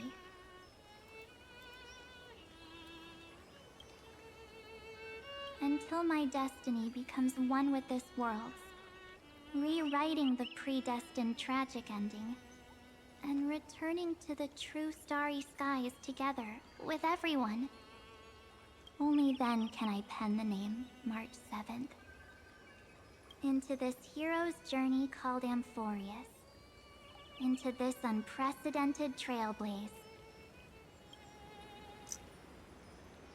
Oh, we're gonna go back to 3932, sometime before the campaign against Looks Aquila. like our trailblaze in Amphoreus is coming to an end. While we still have time, shall we pick out some materials for March's journal? Aha! No way we're skipping this one. Huh? When did you take this? Wasn't the storage card full? I still had my phone. Scared now? Don Heng, the seal head. The first seed competitor with the ghost seal in the super duper fun Seal Slammers. Seal Slammers is canon!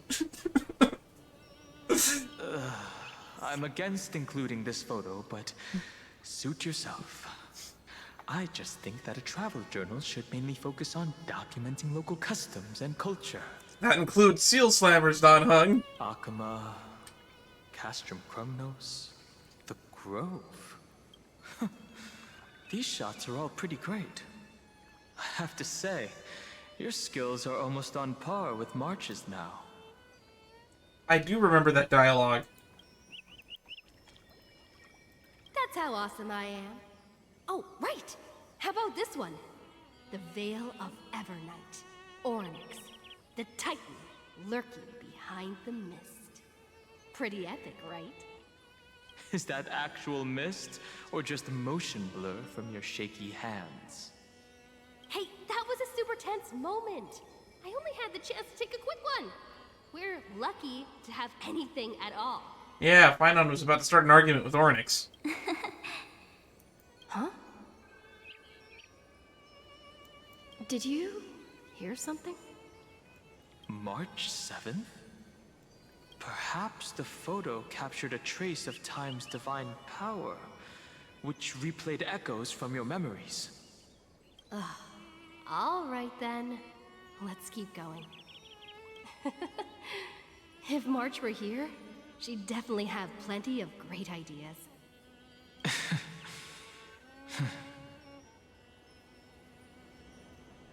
Let's get another one for the photo album. Just like March, I take plenty of screen caps and photos of my journey to share with them through you, through these recordings. They went back and forth like that, discussing for hours. It was like they were arguing about which game to play. How to sneak midnight snacks from the dining car without Pom-Pom noticing. Or who was gonna wash Miss Himeko's coffee cup. Just like every other night on the Express.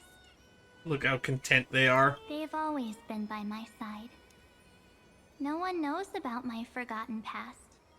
But no one holds it against me. That's because... We can't go back to the past and make better choices. Says you. Terminus is doing this shit all the time. But at least we can do better in the future. Isn't that right?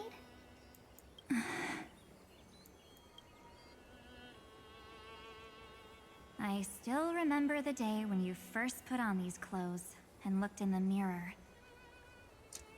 This is new me. I think that's the light cone that we have. Your eyes were so clear. When all this is over, I hope the mirror can still reflect those same eyes. You're pretty naive, too. Always hoping that the mirror will show the most beautiful side. But you don't even trust the you reflected in the mirror. And if you keep trying to shoulder everything for me, then I'll actually end up as a wallflower, waiting forever for my turn.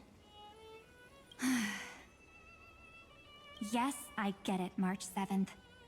I only have your memories, and you have always been the me that I wanted the world to see. Just hearing those words from you makes me feel super satisfied. It's also the closest thing to a compliment she's given you so far. Well, I've appealed to your emotions.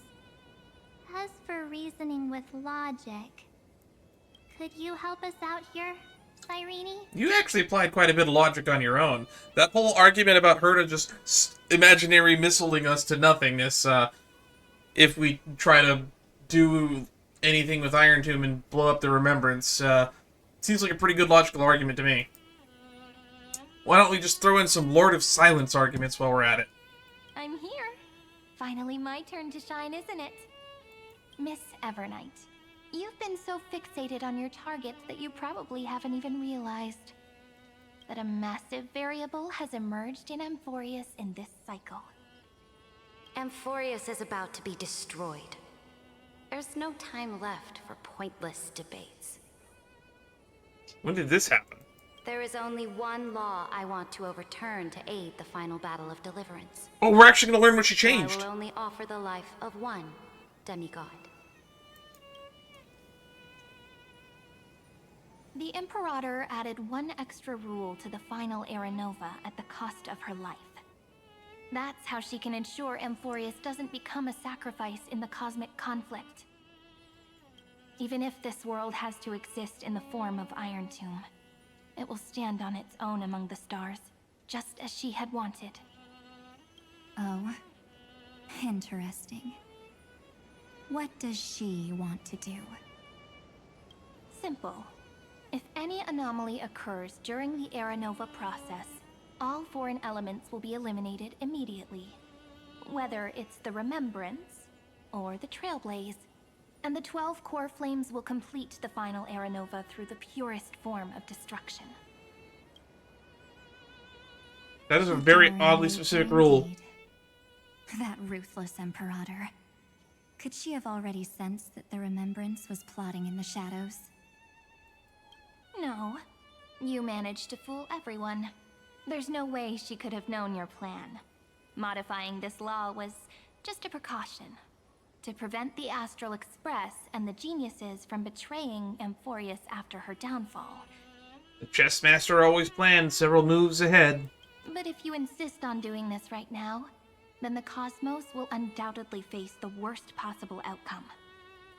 My friend, Heng, and March 7th will all merge with the Scepter and become a victim of the destruction.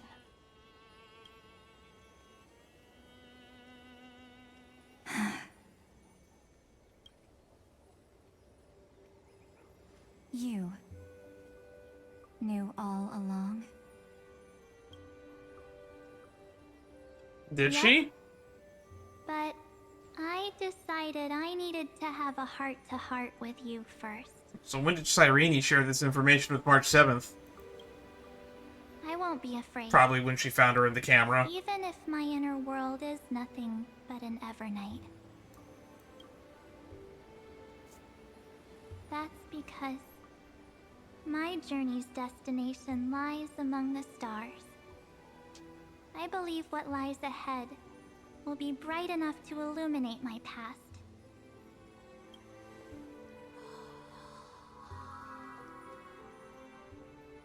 Was that the Orynyx voice that I just heard?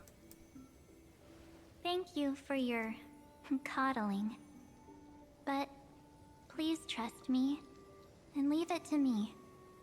Both my past and that obsessive Oblivion will help me become even stronger than her and Heng. No, I kind of like being stronger than you.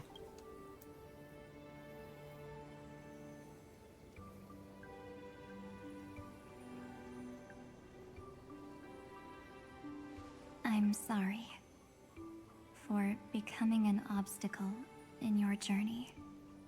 I still think you should be apologizing to all the people you murdered, but I guess we'll move past that. We'll cross that bridge when we get to it. Don't apologize, Evernight. She also tried to wear fucking Black Swan like a skin suit, so there's also that. We're just two sides reflected by the same mirror, aren't we? So, when we bid farewell to our division and become one,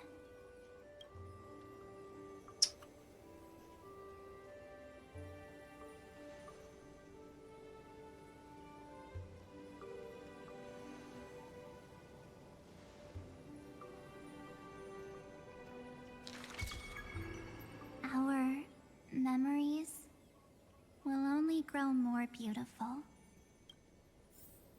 Sweet. Many thanks, Mr. Sunday. Are they in this memory zone? Don't ask me. Trust March 7th in Cerydra. We absolutely can't let our guard down. Yes. Let's trust March 7th in Cerydra. Alright, so what's Lygus been up to? Let's go find with him. Anaxagoras in his head all this time. And also, how have the negotiations been going? What's Herta and Skrulum doing?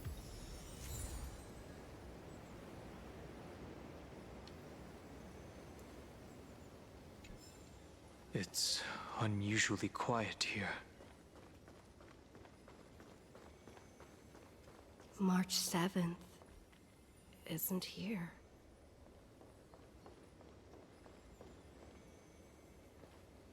They probably fused together.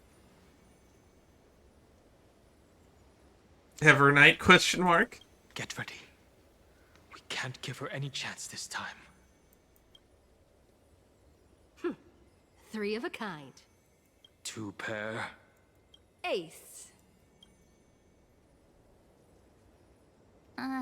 Ace?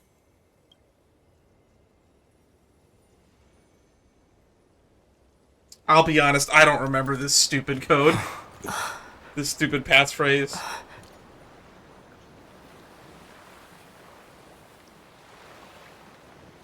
March?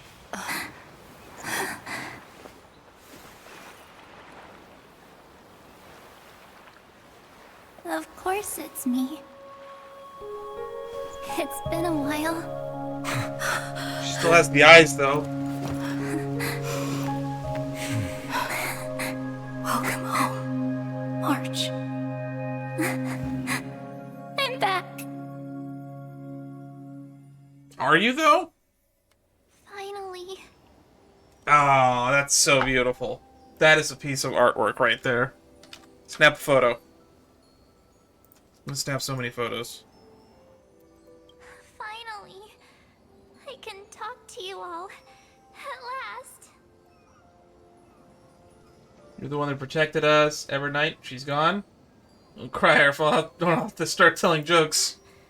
How can I possibly hold back my tears at a time like this? Easily. You protected us, March. I had so many ideas for our reunion. I was gonna sneak up from behind you when you weren't looking, tap you both on the shoulder, and then flick you each on the head. You're just asking for me to punch you in the face if you do that. Don't sneak up on me. And shout, "What took you so long to find me? Don't you know how to move faster?"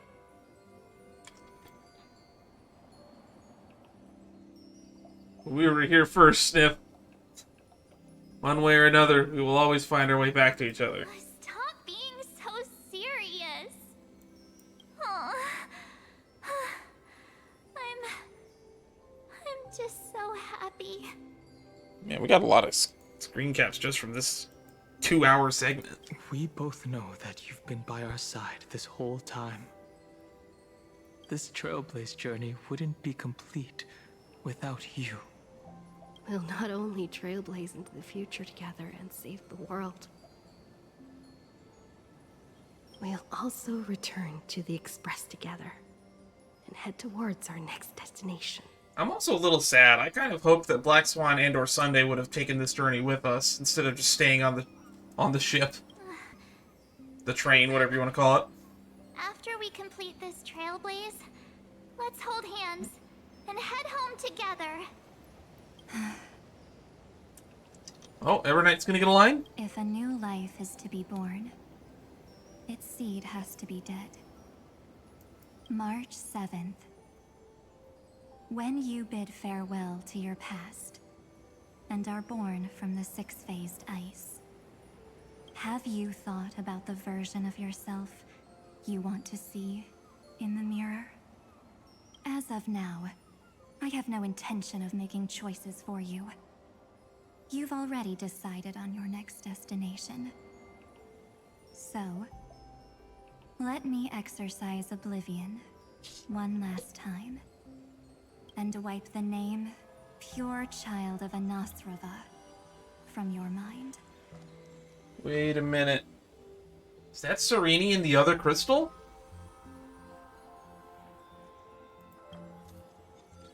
This is connecting to the story. So Anasrava is the place where Fuli is meditating. March was born from one of the fragments. That's what we learned from the trailer. And if Cerydra is one of those crystals, and there's people in all of these crystals, so Fuli must be sending these people out into the world. They all have pink hair too, I guess. Interesting. Guess we need to make a note of anyone with pink hair in the future that we run into. I am an obsession whose purpose it is to protect you. The only memories I have are yours. Therefore, the only one thing I can be sure of. The Garden of Recollection is your enemy. The Path of Remembrance is far more than what people observe on its surface. And I will not allow you to become this broken conspiracy's next sacrifice. If you ever need me again, feel free to awaken my power. And when the time comes, don't hesitate to devour or burn away anything that stands in your way. Then trailblaze through the darkness in my stead. As always, Oblivion shall keep watch over your path, Enigmata! veiled in the hush of the Evernight, silent and serene. So both the Enigmata and the Remembrance kind of want to see the Erudition fall. Oh? The chronocognitive anchor readings? They actually pulled it off. Not too shabby at all. They got the first genius. Then they put the garden in its place. This chapter in trailblazing history may not be the last of its kind, but it's certainly the first of its kind. We couldn't have made it this far without the wholehearted support of the two geniuses. Did Steven help at all? And next, we'll be facing the Lord Ravager as they break free from their shell. Let me give you a warning. The backdoor screwy setup in the Era Nova system can only get you as far as breaching the core of the scepter, nothing more. As for those nastier malware programs lurking inside Iron Tomb's belly, you'll have to deal with them as they come. That's more than enough to help us. By the way, how are Mr. Screwlum's preparations coming along? What is he preparing? Oh, give him a bit more time. Those screwheads at the Imperial Advisory Council need to understand what the concept of war means first. The worst case scenario would be them having already dismantled all the fortresses in Screwy's collection while he was away. I've heard Mr. Screwlum's fleet includes planet-class Oh maps. god, you would care about that. Hyacinth, Poppy, Oleander. Which one will answer the call, I wonder? You sure know your stuff. I'd rather none of them show up and let my space station save some face. Because your space station is not exactly as fancy as compared to a planet-sized mech.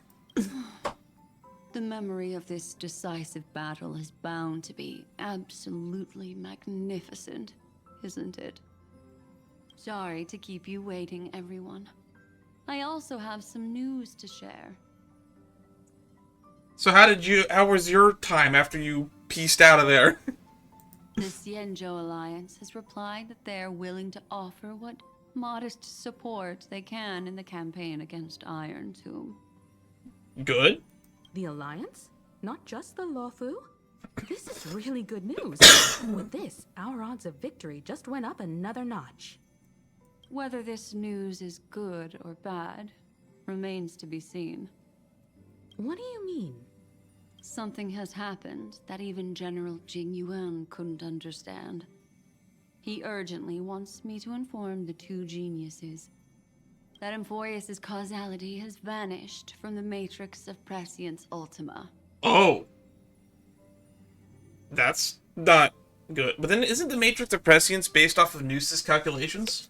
This means the instant in Noose's calculations is drawing closer to this world. That's not good. As the Theoros, I have observed. The night has faded away, and what I have created, I will destroy. This starry sky will return to freedom and chaos, just as it was in the beginning. Confident, aren't you? But from where I stand, it seems you've run out of options. When the Deliverer and her companions fully uncover the secret of the 13th Titan, The Demiurge. that is the moment your schemes will come to ruin. Lord Anexagoras, I have granted access to all records concerning the Demiurge, as per your request. How unfortunate that you'll never admit your own mistakes. The first Nusporist. Analysis complete. Before I erase you completely, allow me to reveal the truth to you, if only as a courtesy to the final thinker. The Demiurge never existed. That's why that entire place was empty. That's kind of what Evernight was implying. It was all a lie. If it never existed, then where did the nameless Titan's tomb come from?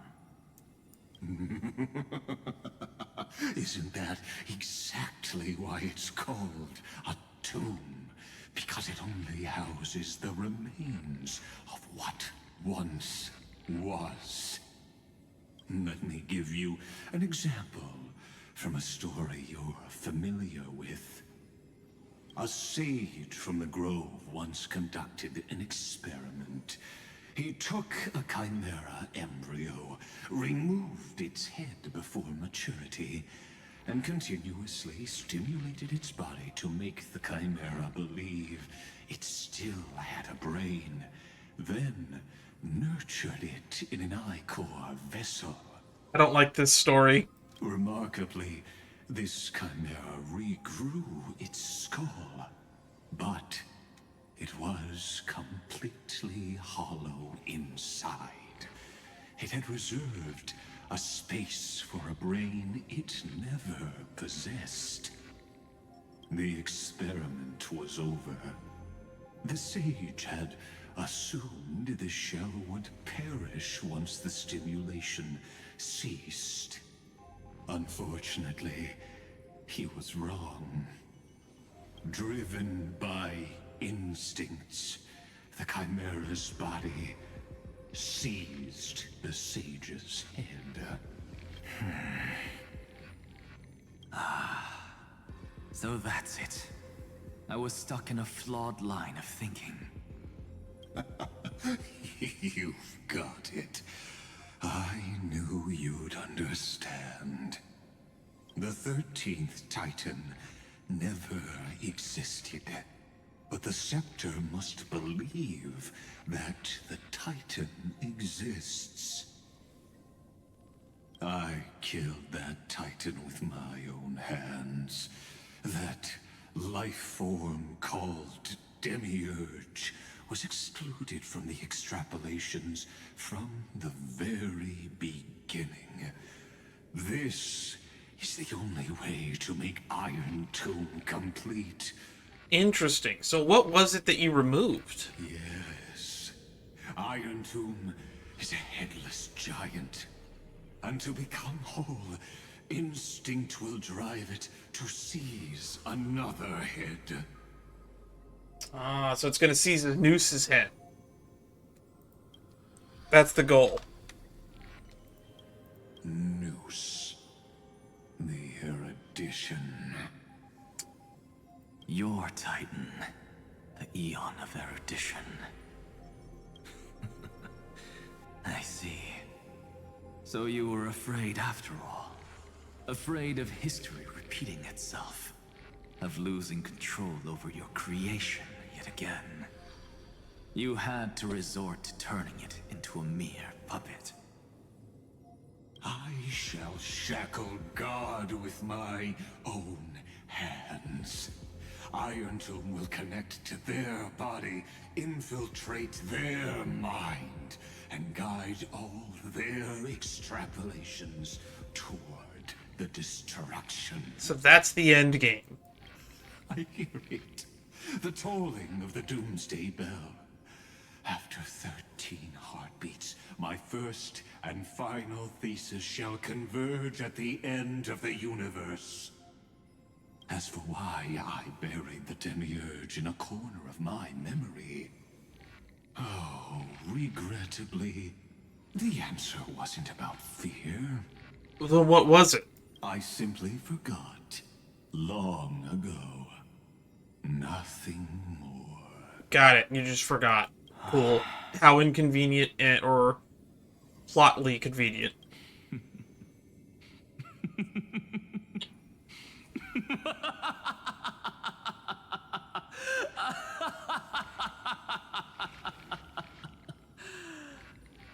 Your laughter is but a helpless sigh.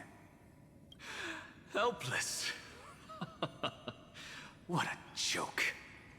You merely created a false god. But Amphoreus has long since written deicide into its fate. The final Era Nova is at hand.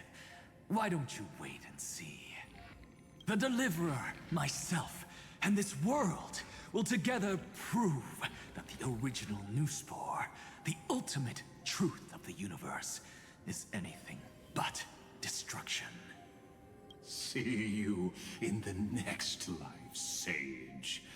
If there's even a 1 in 10,000 chance your conjecture is correct, then, in the name of genius, I shall most certainly witness its failure. So who's going to be right? Lygus or Anaxagoras? That's something that we're going to have to look forward to. I'm leaning towards Anaxagoras being correct, though. All shall bid farewell to one, and that person alone will witness the miracle. Such is the will of fate. But this time, it will be the final flame chase journey. The epic with endless cycles is about to end. The extrapolations of the erudition, the core flames of the destruction, and the textures of the remembrance. The three paths converge once again at the world's end. And the Trailblaze will write a new beginning for this world. Not only that, we'll also carry the history of I'm still all not 30 getting million used to return using savings your from normal the March Origin. voice. Also, your eyes haven't gone back to normal either. It wouldn't be an exaggeration to call it a miracle. This miracle wasn't created by just one person. Finan would have long been consumed by the core flames if he hadn't chiseled his companion's dying wishes to his soul. And if the heroes' resolve to chase the flames had wavered, Cyrene's journey would never have begun. The heroes never yielded, and never fell during Amphoreus' 30 million cycles. It was fate that fell instead.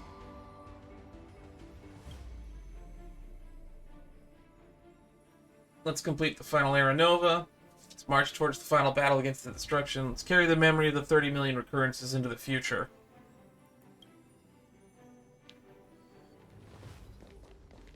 Also, Cyrene. I know you're watching, aren't you? The originals. The original Philia. Philia. Weird. I still couldn't recover the memories of these 30 million lives in the end. That sucks. It's so sad. But that doesn't matter anymore, right? I will make the same choice as you, because that's just who I am, and I will always have my charm. Losses are a constant on the Flame Chase journey, but even if everything fades away with the wind, there's one feeling that will remain. I was kind of hoping you wouldn't see all the corpses on your way in.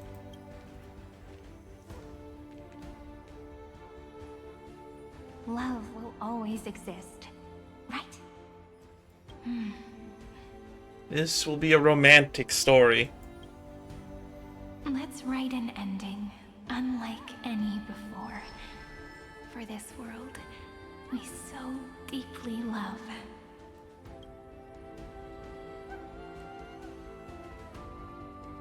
Behold, O gods, Amphoreus has achieved her victory, and the Era Nova approaches. The radiant soul has arrived, having walked through the bustling nights, bearing the golden fire and blood, stepping with pride into daylight. Still funny how short she is compared to everybody else. Doesn't help that Dan Heng got taller. Amphoreus! I do not call your name suddenly, or without cause. I come here to recount history. Oh! In this world, they fused burning golden ichor into their bodies. Oh, why are you saying Ichor instead of Ichor? Will destiny remember their names in days to come?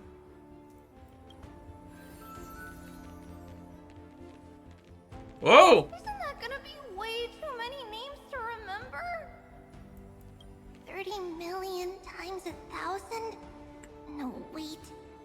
Times 1,001. Oh, let's not get hung up on that now. If there are more of us, then there will be more passages in Amphoreus too. So how are they here? What is happening? Together, let's reach the end of the west wind where flowers bloom in spring. See you tomorrow. Bye, have a wonderful time. See you tomorrow.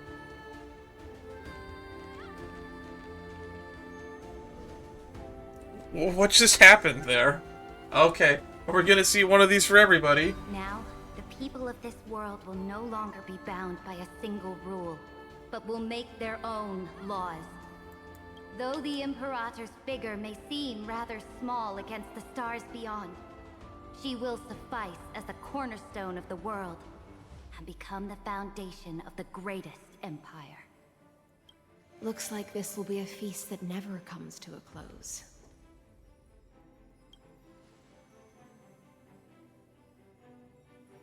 The shadow on her nose flipped spaces there. That was kind of funny. May the fish never leave the ocean. And may the days ahead shine like pearls. So were you alive or dead? I'm not entirely sure. We never clarified that. Watch over all beings. There'll be no more distinctions of status or rank. Only you, me, and everyone's shared hopes. Reason or defects, they will all be sown by my own hands. If there's anything else to say, I urge future scholars not to put me on a pedestal.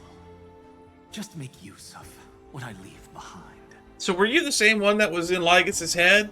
Or are you just another figment of our memories? I'm not entirely sure. May the newborn dawn keep the world's eyes. Hi, Aggie. Haven't seen you in a while. Their defiance may be bitter. Romance shall never perish. Haven't seen you, I think, at all since 3.5.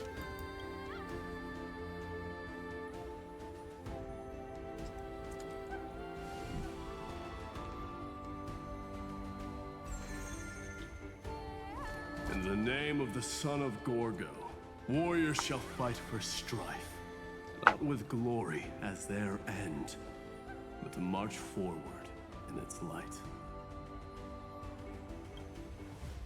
Even though death shall eventually separate us, let every embrace we share be without regret. Do we want to get a hug? One hug for the road? Why are you guys all so serious? Uh.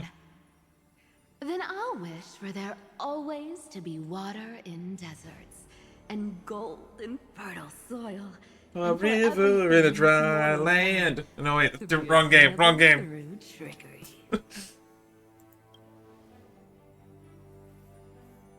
I didn't expect Cypher to show up with Mighty and Castrum. That's a trio I don't exactly think of. Is Finon going to be the last to show?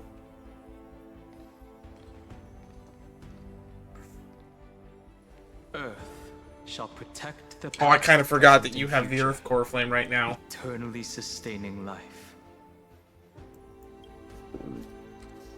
Is it my turn? Then let time watch over the past and guide us to the future. There's the last one. Just like oh, wait. the Trailblaze. Wait, we have world bearing now. It isn't like you to be this serious. Oh! He showed up after all! Are you hesitating about how to carry out the divine authority of world bearing? Or do you already know the answer in your heart?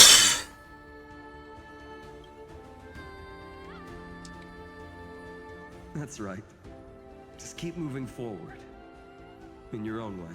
So why did everybody know to show up here? Bring a true dawn to Amphoreus.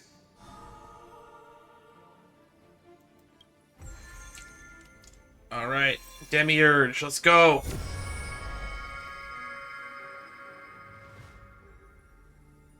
Then, in the name of world-bearing, I promise you, Kefali will never forget this. I mean, if Kefali is real. Oh, the book! And now, let us all embark on this final grand journey. As I've written. Stand with me and become heroes. Oh, they're saying Finon's line. Oh, here we go! Something's happening. This nearly eternal page.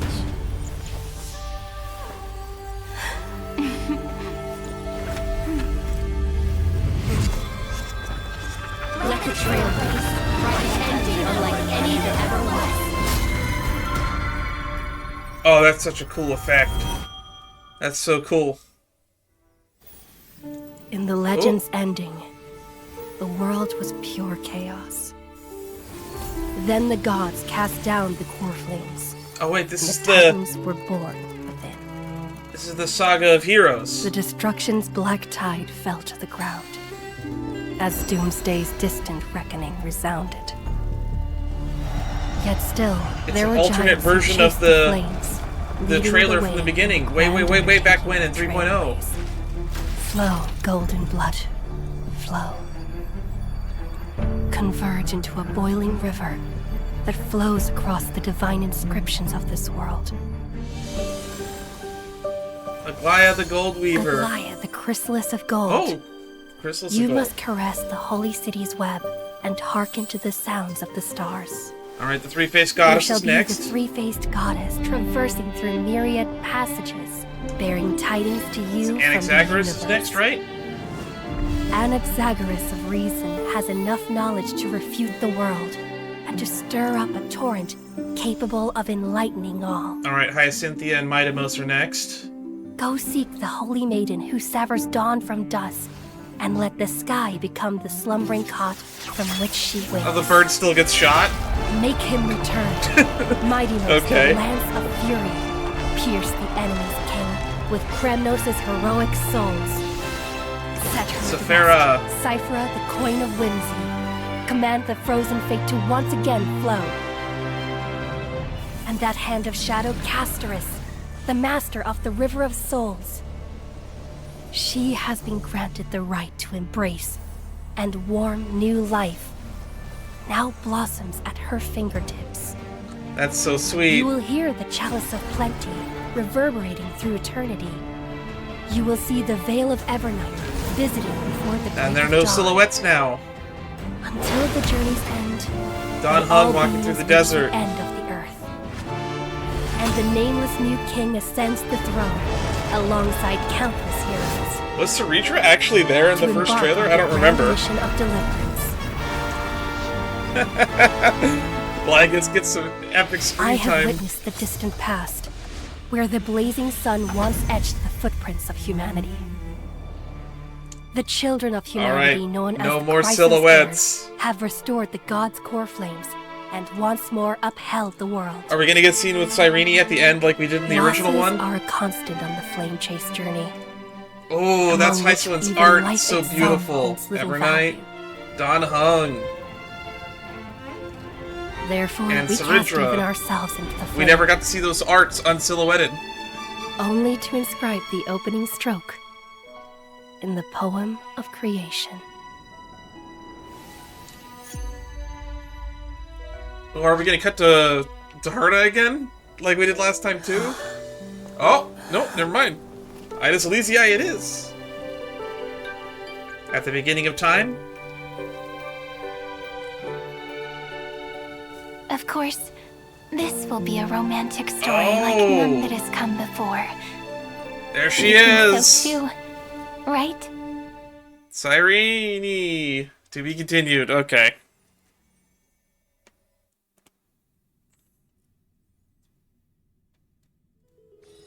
Those moments spent anchored in quiet harbors, I miss them as I miss fleeting foams. Nameless recollections, we got one. You'll never walk alone. Amphoreus' Saga of Heroes. Alright, let's see what's going on in As I've Written now. Maybe they've updated the book again. Hey, this is Cyrene here. Miss me yet? Alright, fine. Got it. Let me tell you about my treasured memories from the Flame Chase journey.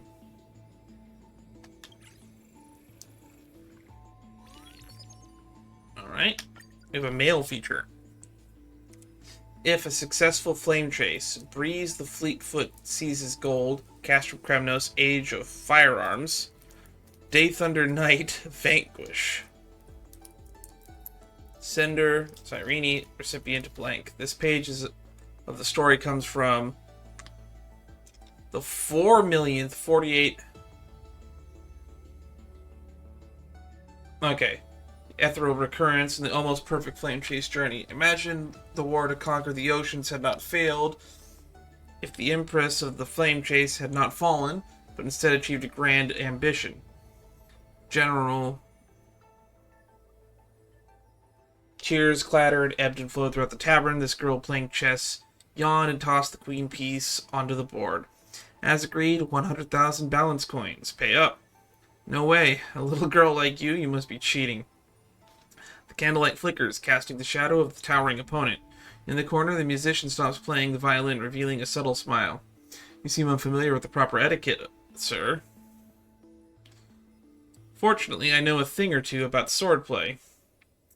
The sore loser roared in rage, snatched up a stool, and lunged forward. In the ensuing chaos, bystanders who caught in the crossfire joined the brawl in gleeful laughter. The musician weaved through the crowd, a predatory fish. Of course, no one was seriously hurt. She didn't see any reason to use her real strength here. Only when the tavern floor was littered with bodies did the chess-playing girl finally emerge from behind the sofa, skipping merrily towards the counter. Do you understand now? This here is the princess of the sea sirens, nemesis of the black tide, and bone-eating mega shark. First musician of Amphoreus. I am her loyal chess master. Now prepare our rooms and meals. The girl glanced from the corner of her eye at the news clipping posted on the counter. It had already yellowed with age. After all, it was from years ago. The headline was brief and to the point. The Flame Chase journey comes to a perfect close. Yes, we won the war called Flame Chase. The nobles pacified the roaring tide of ocean, healed the scars of earth, followed by strife, death, sky. People united as never before, and the Council of Elders proclaimed that the perfect era Chrysia had returned once more.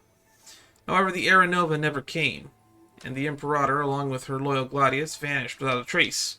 No one knows where they are now. Now that we've won with all this travel money, where to next? I suggest Paphos. I heard that they're starting a Golden Apple beauty pageant again. Epos isn't bad either. Those majestic mountains. We should make it a point to conquer them every now and then. The blue-haired girl brought over a basin of water and washed her hands, then sat down in a chair and broke a loaf of bread in half. I want to take a break for a while. The sea siren princess stroked the strings through her gloves. I'm planning to write a book. I've already collected quite a few musical phrases. Looks like my days as a wandering chess master end here. I look forward to your melody, since you are a genuine princess as well as a fake bard. Fire crackles and dances in the hearth. The hostages' clones remain unscathed. The Golden Trout's weaving workshop is a sight to behold, and the four dukes carry their duties with honor and revered by all. Yet you and I have kept our identities hidden, as if forgotten by the world. Which law did you modify back then to achieve such prosperity? Fire crackles and dances in the hearth. The silence was only broken when another piece of bread is finished. Like I said, all I want is fairness. The girl leaped down from her chair. They sacrificed for the flame chase, and now they each get their happiness. That's fairness. You once pledged loyalty to me, and I now serve you as your follower. Isn't that fair too? Yeah, that's fair, the princess mumbled, slumped over in the bed, her hair falling down. Well then, my beloved highness, if you have no other commands, I actually have a question of my own. What question? This chair's too tall. I need a footstool.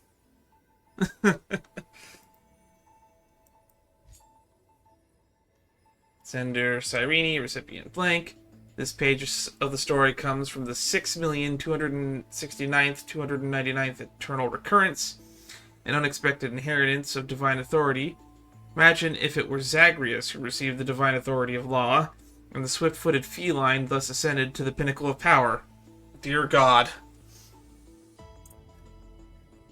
The Law Titan Talantin happened to fall on the Spirit Day, and the Trickster Titan seized this opportunity to usurp their divine authority.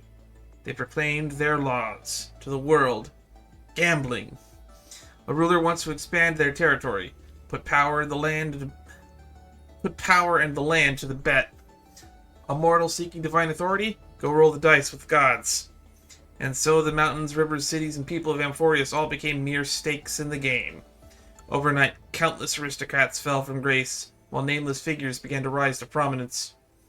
Among them, the followers of Zagreus became agents of the gods, acting with absolute impartiality and neutrality. The followers established gambling houses across different city-states, faithfully executing the law with the authority of the Titan. Among all followers of Zagreus, at the pinnacle stands the demigod known as the Wind of Dolos, Sephira. Legend has it that Sephira once gambled against Kephali and won everything that they bore. After that, Akama became the world's largest gambling den. Countless gamblers climbed Dawncloud with the hope in their hearts of trying their luck at winning the precious metals, jade, and territories, only to leave disappointed. Sephira always has the last laugh. The people took these words as gospel. On that day, a little blonde girl in tattered clothes knocked on the door of Dawn Cloud Casino. Hey, Sephira, want to make a bet? Despite her misfortune, the girl carried herself with extraordinary grace. I am Aglaia, the last noble heir of Akama. I have come to reclaim everything that is rightfully mine from your hands. A breeze swept by, and Aglaia knew that the curious cat had perked up its ears. She pointed to the bath beside her. The water here flows constantly. Let's make a bet about this outlet on whether the golden laurel leaf will float by within 30 seconds. I bet there will be. A gentle breeze lifted the hem of Aglaia's tattered dress as a giggle was heard. Then I bet it won't happen. Neither had placed their wager, and Sephira hadn't even shown up. Yet the gamble had already begun. The onlookers of the grand baths held their breath in anticipation, while Aglaia slowly lowered herself to sit by the water, as if knowing exactly what was to come. 25 seconds. 24 seconds. A golden laurel leaf appeared in the bath above the water outlet, spinning with the flow, as if still hesitating. 15 seconds. The golden laurel leaf suddenly drifted downstream with the current, quickly approaching the water outlet. 5 seconds. 4 seconds. A sudden gust of wind stirred up the ripples, and the laurel leaf that was about to fall into the drain vanished into the air before everyone's eyes. At the same time, Sephira appeared in front of Aglaia with a playful smirk. 3 seconds. 2 seconds. 1 second. Aglaia plucked off the golden leaf on her head, the only valuable thing she carried, letting the water from the outlet wash it away. 0 seconds. I win, Aglaia said with a straight face. It's the point of winning a gamble with no stakes. Sephira didn't even bother pointing out the girl's cheating. At least you showed up. Tell me, little girl with nothing to your name, what could you possibly bet against me? I'm not empty-handed, I can bet myself. And what I want, in that same vein, is you. Fair deal, wouldn't you say? Interesting. I have no reason to refuse, but before we start a proper gamble, you'll need to dress up properly. Came here barefoot. Here, take these boots. Consider them a welcome gift. Then Sephira scooped up the small girl like picking up a kitten and walked deeper into the baths. This is a really weird role reversal. Fleetfoot seizes gold. Alright, let's see what the Castrum Kremnos Age of Firearms is all about. This page is a story from the... Wow, this is a really short one. 8,128th Eternal Recurrence. A wondrous exchange of lives. Imagine if the blonde crowned prince of Kremnos had become a sage of the grove, while the frail, heretical scholar had taken part in the Kremnos festival. Oh!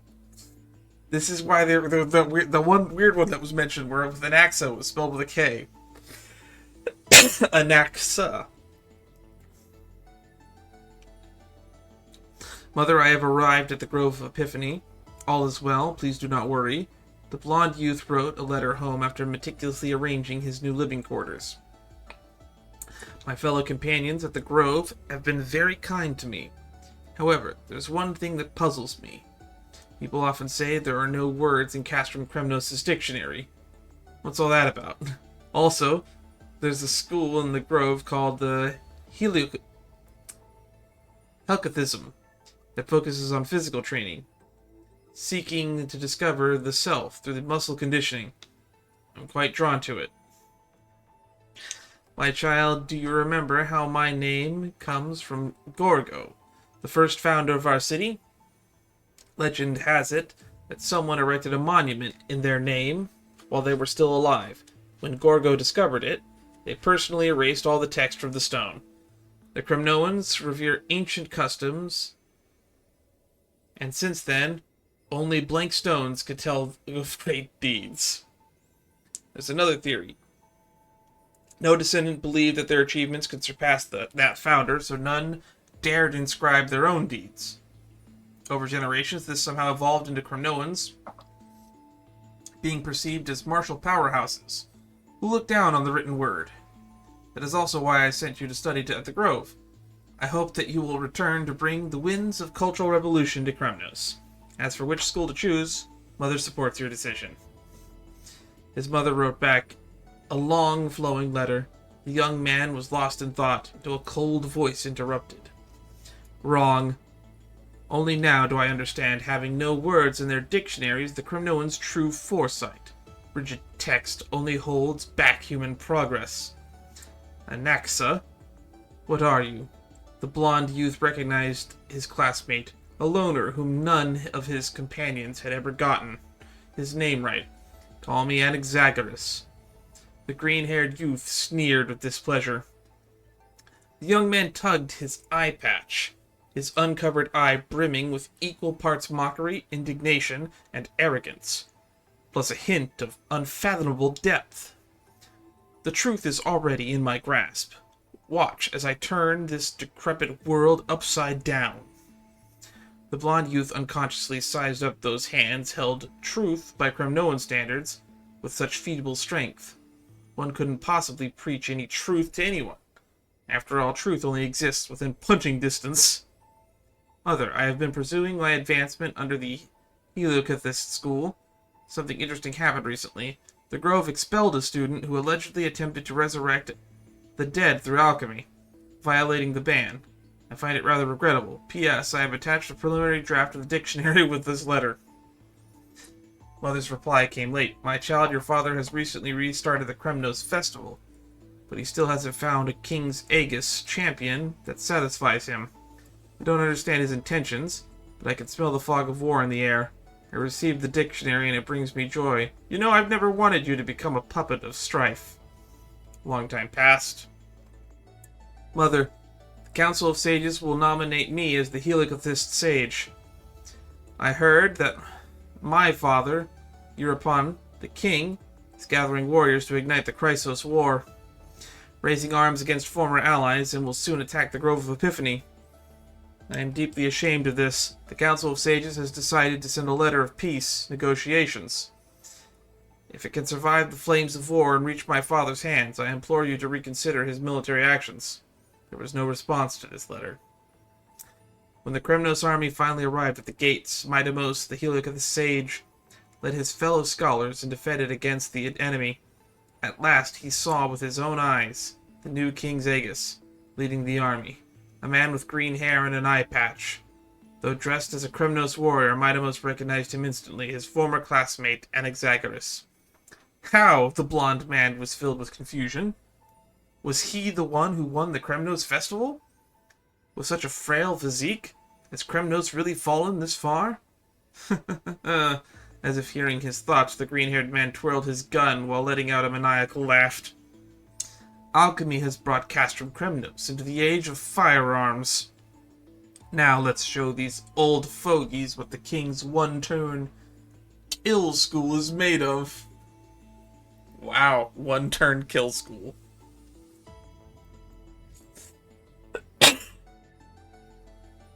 Okay. Daythunder Knight Vanquisher of Tyranny and Chaos. This page of the story comes from the 18,250,001st Eternal Recurrence.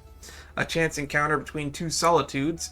Imagine if Celiosi, the exiled Daythunder Knight, had met not the innocent winged beasts in the wasteland, but rather the Dromus King, who had walked among humans for 100 years.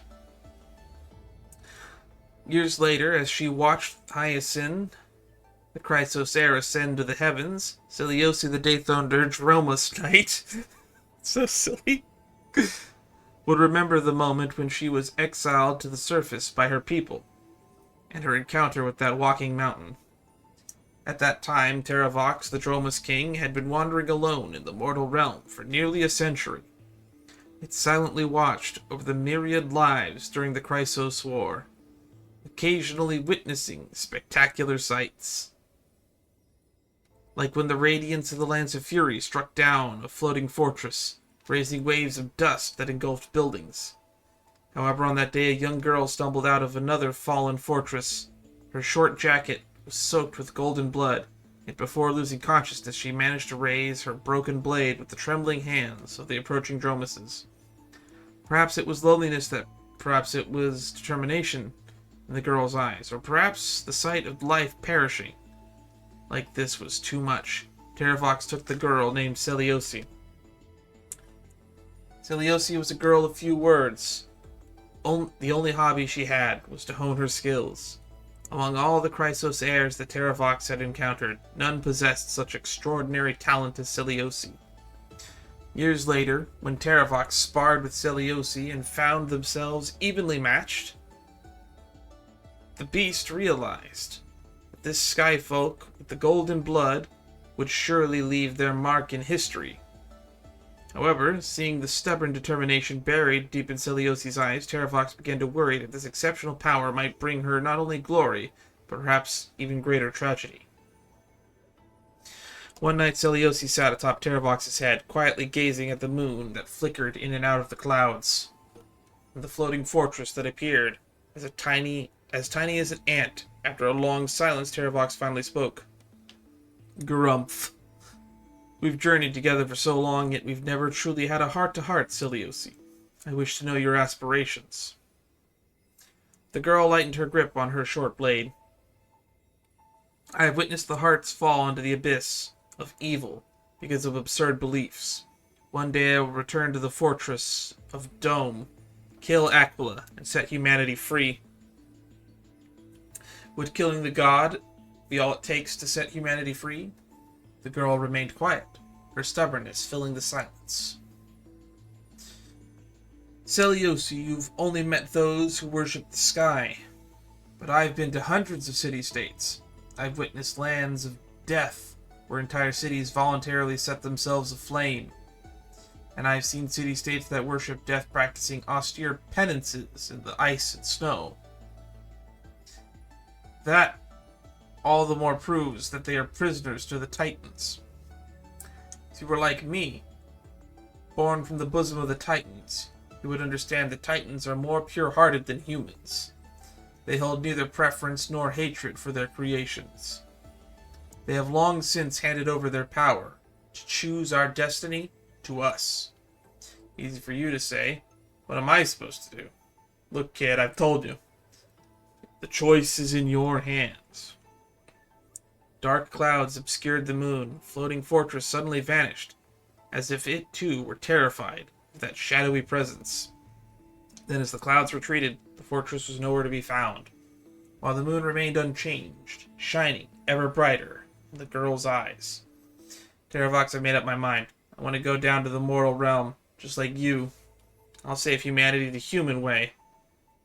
And until then, let the Eye of Twilight cling to life a little while longer." The Dromus King responded with a gentle growl. Years later, a warrior goddess emerged in Amphoreus. Her name was Seliosi, said to be a descendant of both the Sun Folk and Rain Folk. Not only did she possess the strength of 10,000 men, but she was also accompanied by a Dromus as indomitable as a mountain. People regarded her with reverence, bestowing upon her the title the Daythunder Dromus Knight. Around calendar year 3920, the Daythunder Dromus Knight met with the Imperator in Akama, where she stayed for several days before joining the Flame Chase journey as an auxiliary force. In like calendar 3957, Terravox, the Daythunder Dromus Knight's most important companion, fell in battle during the battle against Giorios. In like calendar 3960, that was the year where the Vagusa campaign took place. The Flame Chase army achieved a costly victory in the expedition against the ocean, with only Seliosi returning alive. The Council of Elders claimed that Seliosi had killed the Imperator and others in an attempt to seize power. She gave no response to this, but swiftly purged the Council with lightning-fast brutality. She then supported Aglaya's rise to power in Akama, where humanity ruled itself. Though not a demigod, Seliosi had lived for nearly 1,000 years. Rumors said her old friend Terravox shared their lifespan with her. Yet unknown to all, after watching the young Chrysos heir named Hyacinth ascend the Rainbow Bridge to the sky, the Daythunder Dromus Knight who had fought all her life, passed away while standing atop Dawn Cloud. Yikes. So touching. Detla-me13.exe. We got new stuff. Iron Tomb. Lord Ravager that stepped into the destruction process of calculation and sent it to the Iron Tomb. Code was proposed to the International Peace Corporation. Richly used by like... It's not grayed out anymore, I don't think. In the extrapolation reaches its end, Iron Tomb will descend upon the universe in the form of the Headless Giant to perform self-coronation.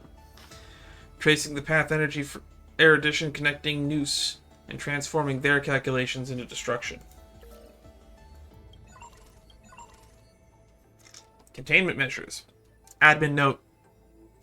To ensure secrecy, Stellaron contamination must be deployed around the scepter to block any potential interference from external universe. In addition, use quartzane algebraic expressions and Memoria encrypted environment to fully contain experimental ripples and prevent observations by number 4 Polka Calcamond. So that's what's preventing Polka Calcamond from showing up. There's a Stellaron here somewhere blocking her.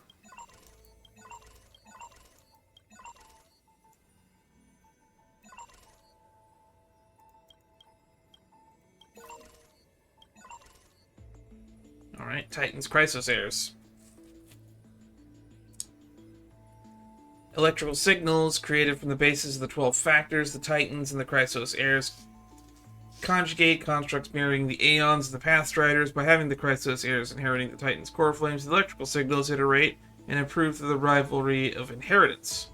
Logic authority distribution between electrical signals can be clearly defined, serving as the defined authority in the experiment. Record update. Destructive actions carried out by a specific electrical signal via the power of the path of destruction will result in a logical loophole wherein the corresponding path. This phenomenon is consistent with the iterative process. When the logical loophole occurs, the data signal that meets the experimental condition can serve as a substitute. This process is independent of the inheritance of the Titans' Chrysos heirs. What?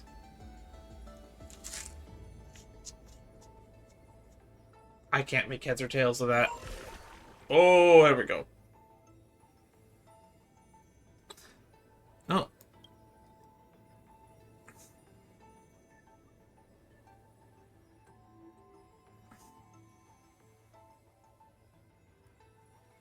So they added a new line at the bottom. And what happened in the 337 cycle. In response to external stimuli, it used the power of destruction to destroy coordinate Grove of Epiphany and cause the great tomb of the Nameless Titan to manifest.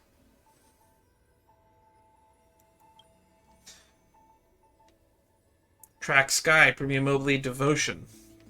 Note, behavioral logic highly altruistic. Lacks overload protection. This electrical signal sends to identify the survival environments, accurately respond to collective crises, similar to the preservation and most recursive loop procedures, towards severe damage. So this is the confirmation that Aquila is supposed to be representing preservation, or I guess Hyacinth is. Paploat. Track Passage, Preliminary Concord. This is Tribi. Note, multi-track calculations performed consecutively for a single purpose. Under the influence of the preliminary, the electrical signal automatically splits during initial phase. The multiple copies exhibiting behavior patterns similar to the harmony. Their mutual understanding, support, coordination, common purpose. Behavior generation latency is extremely low. So, Tribi represents harmony. Scopio, Earth, survival, permanence. We kind of already knew that. Highly tolerant and adaptable to stimuli. Their behavior tuning species continuation simulates the path of permanence. Alright, anomaly log time. Forgotten years. Records missing from all these logs, currently pressing blank space in Amphoreus' history, turning readable. These anomalies spur around speculated to be related to electrical signalophilia and the invading variables March 7th and Evernight. In the 37th cycle, all lost records have returned thanks to Can's upload action of the Great Tomb of the Nameless Titan. Oh, now we have Great Tomb of the Nameless Titan. The abandoned kernel layer manifested due to the influence of the Remembrance, referred to as the Great Tomb of the Nameless Titan by Evernight. Demiurge, Stellaron. Administrator as deleted related records. Variable March 7th and Evernight infiltrated the scepter through this route. Access records have been deleted. Okay, so we have intrusion variables. Let's read the 37th cycle, recursive cycle, entity vacant, world-breaking track. At one point, the entity was imprisoned by Evernight, but successfully neutralized the threat at the end of the recursive cycle, preventing the catastrophic purging of experimented data. Blank, executing override command granted access to Can. I'll be waiting for you in the past. We still don't know who did that. March 7th, Evernight. March 7th is a nameless in the astral earth password and remembers external variable that accidentally entered the recursive loop. Evernight, a high-risk variable distinct from March 7th. Her path chart is anomalous, able to bypass the Scepter's self-check system and even affect the memories of the Administrator. In the 37th recursive loop, she took over the vacant time path, secretly manipulated the Titan, and guiding Can's group to advance Aeronova. Speculated objective, interfere with Aeronova's progress, clear Scepter data, terminate the experiment. At the end of the loop, she voluntarily entered slumber, enabling March 7th to complete Time's trial, reclaiming the future. Note, Oblivion does not mean betrayal. It is the final protection. Dunhung. Names from Astral Spec, sign of permanence, external variable, trapped in the recursive loop. In the 37 loop, he took nearly over the sealed path Earth as a fellow pathstrider of permanence. They resonated with Scopio-365, embracing approximately 2.16 million data lifeforms within the core flame, completing the trial of Earth.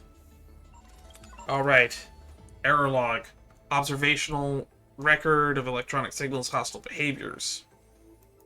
So, Hubris. Cerydra fused with the Ultimate Protocol, submitted an internal command marking ID Lycos as malicious visitor, and freezing approximately 60% of permissions for ID Lycos. According to the Administrative Security Protocol, Lycos' self-defense permissions were retained, and the remaining frozen permissions were gradually restored. Subsequently, Cerydra rewrote the Ultimate Protocol at the cost of ceasing to respond itself. If the Aeronova progresses become abnormal, ignore all variables, terminate extrapolation, and wait for Iron Tomb to form. Additionally, temporarily grant access permissions to Herta and Screw. Scopio, Terravox. Took no offensive actions after Light Kilometer 3961, the entity became untraceable.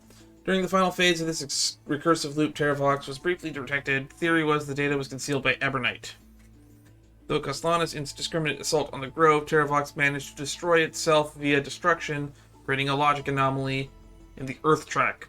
When Terravox vanished, its core flame contained signal patterns of 2.16 million organic entities. Epikea. Gastrius, most frontal attacks on Lycos, attempted to use collision detection. Light Calendar 4253, Gastrius ascended to the demigod. Its mobility permissions were removed. Alright, at the end of that recursive loop, Gastrius, through her resonance with destruction, perceived the lost Can during her slumber and shielded their memories from the erosion of data stream. Schema and Exagoras. And, alright, new line. During the final phase of the recursive loop, Anaxagoras was detected hiding within Lycos' data entity. Shortly after, Anaxagoras' electrosignals were analyzed and stripped by Lycos, and have now been reloaded into the buffer. Amphoreus. Helektra. In the final phase of the recursive loop, Helektra remained in the world turbulent with Memoria to guide Don Hung on the return to Amphoreus. That's not much. Last one. Error. Administrator response. Record 1. Unknown unit, Evernight, retrieval anomaly, coordinate Grove of Epiphany path chart anomalous, initiating priority scan. Hypothesis, unknown unit possesses unauthorized access, high-level data erasure, warning, related records undergoing unauthorized deletion. ID Lycos has been warned. Administrator not responding, unknown unit, untraceable, anomalous data record restored. Unknown entity Evernight scan anomaly detected. Path energy showing dangerous fluctuations. According to the new clause in the Ultimate Protocol, if this unknown entity remains active, the system will determine Aranova's progress as anomalous and initiate the Scepter's full-range purge program. Warning issued to ID Lycos.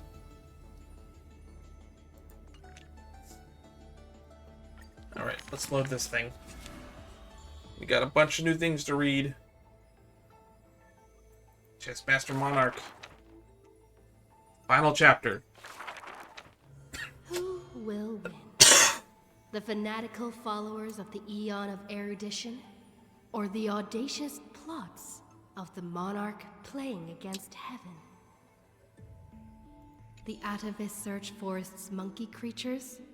The Steel soldiers reviving the Emperor?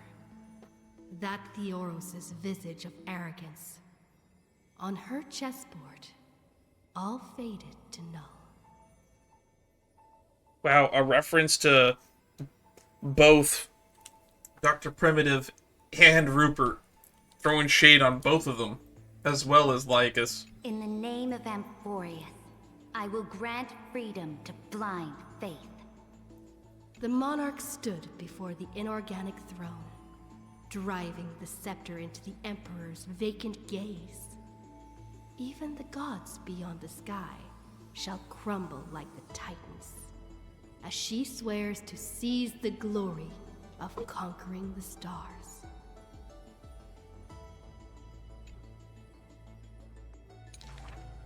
Who will win? The immortal faithfuls of the Eon of Abundance?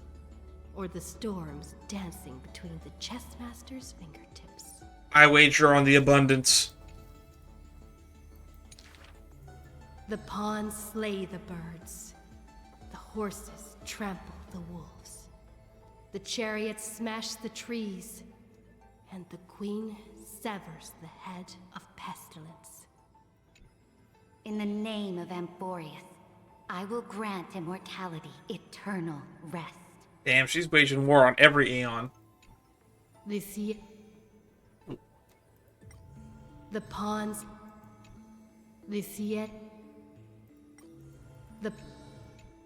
The Cienjo lays forth the ocean's tribute, which the monarch grants to her loyal Gladius. And upon that night's sorrow-marked visage appears a smile, precious and rare. So the Zanjo gifts her the ocean in return for blowing up the Abundance? Cool. Who will win? The raging waves of war from the Eon of Destruction? Or the sharp blades of the Empress that has never tasted defeat? I wager on the Destruction. Even in the face of the power that swallows the stars, neither monarch nor subject faltered. They would prove their golden blood outshines the lifeblood of the gods themselves. In the name of Amphoreus, I will grant destruction to the destruction. They'd like that, wouldn't they? The monarch's core flame supplants the flames of annihilation. Soldiers drink deep of the golden blood of the blemished one. She has slain the wellspring of tragedy, once again usurping destiny's crown. 3 more pages. Who will win? The light of the esteemed gods beyond the sky, or the core flame lighting up the world in the Imperator's heart? Well, I guess if you're gonna keep cheating, then the Imperator. The fury of the stars surges headlong, boiling at the edge of the galactic empire. Mighty factions thrust into her realm, yearning to seize back the splendor of old. In the name of Amphoreus. Stellar winds scatter the enemy's remaining ashes, as golden blood once again congeals into familiar epitaphs. The master of the infinite cosmos lifts the edict high, declaring to her boundless, ceaseless realm Declaring what? I shall conquer the heavens, and all stars shall submit. There's 2 more pages left of this. What's left after conquering the universe? Chuckling, the Imperator tosses her final pawn. Her previous delusions withering away during the game. She wiped off the formations that were purely imaginary, and caught a glimpse of rust blooming upon the throne. On the night before the monarch faced fate, she left behind a grand dream of conquering the stars. In time, she shall become but a humble pawn, so that this grand illusion retains a sliver of truth. And this story is the story that was left behind. Cool, it's an imagined story. Got it. This world's game is nearing its conclusion, but in the distant future, for the raging and burning ambition, for the flame chase through 30 million creations, for the Imperator's realm and all her citizens. Who will win? I will win. Amphoreus will win.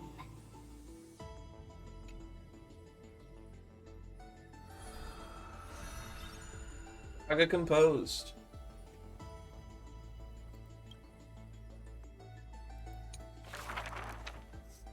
Three more. Mysterious foreign guest. This one's going to be a long one. Gotta read 3 of these. Before arriving at Amphoreus, our last stop was Dan Heng's homeland, a place called Xianzhou. Oh my god. It's March. Xianzhou is just a general term. This starship is called the Luofu. Yeah, there's 6 or 7 of those ships. Or 5, I guess, because there was a planet that an Emanator of Abundance ate. Or, sorry, there was an Emanator of Abundance that was a planet that ate one of the ships, to be more specific.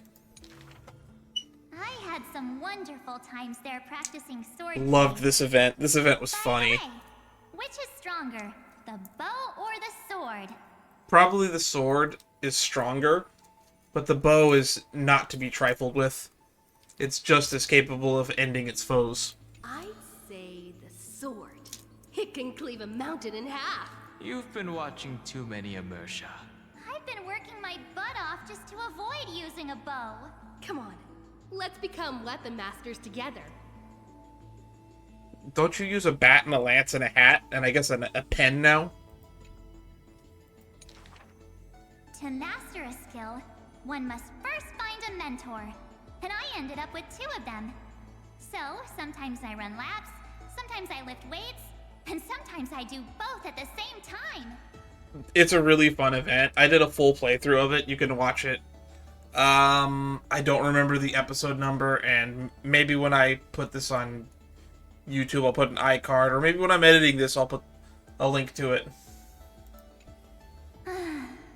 Looking back now, Saga, the Primeval Blade, is that it? Really fulfilling. No pain, no gain. Am I right?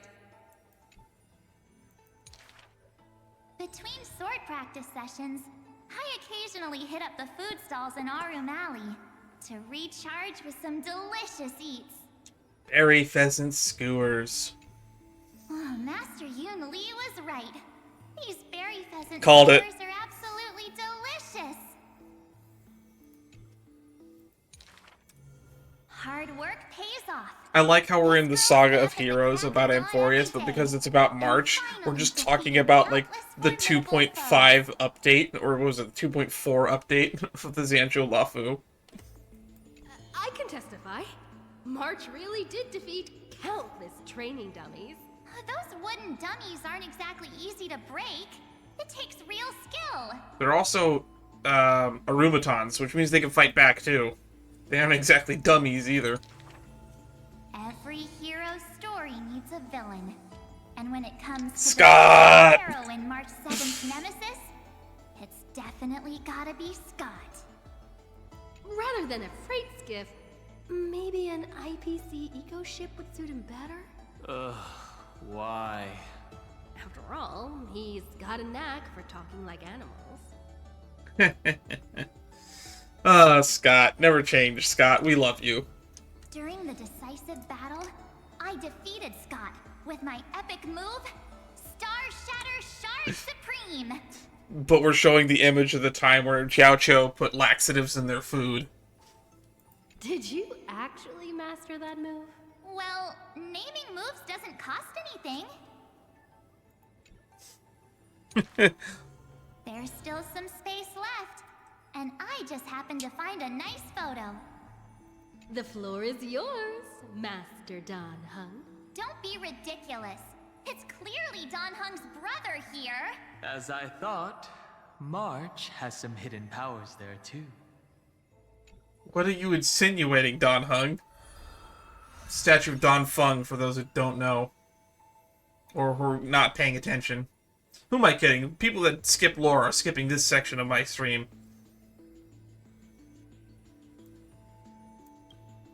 Or recording, rather. Alright.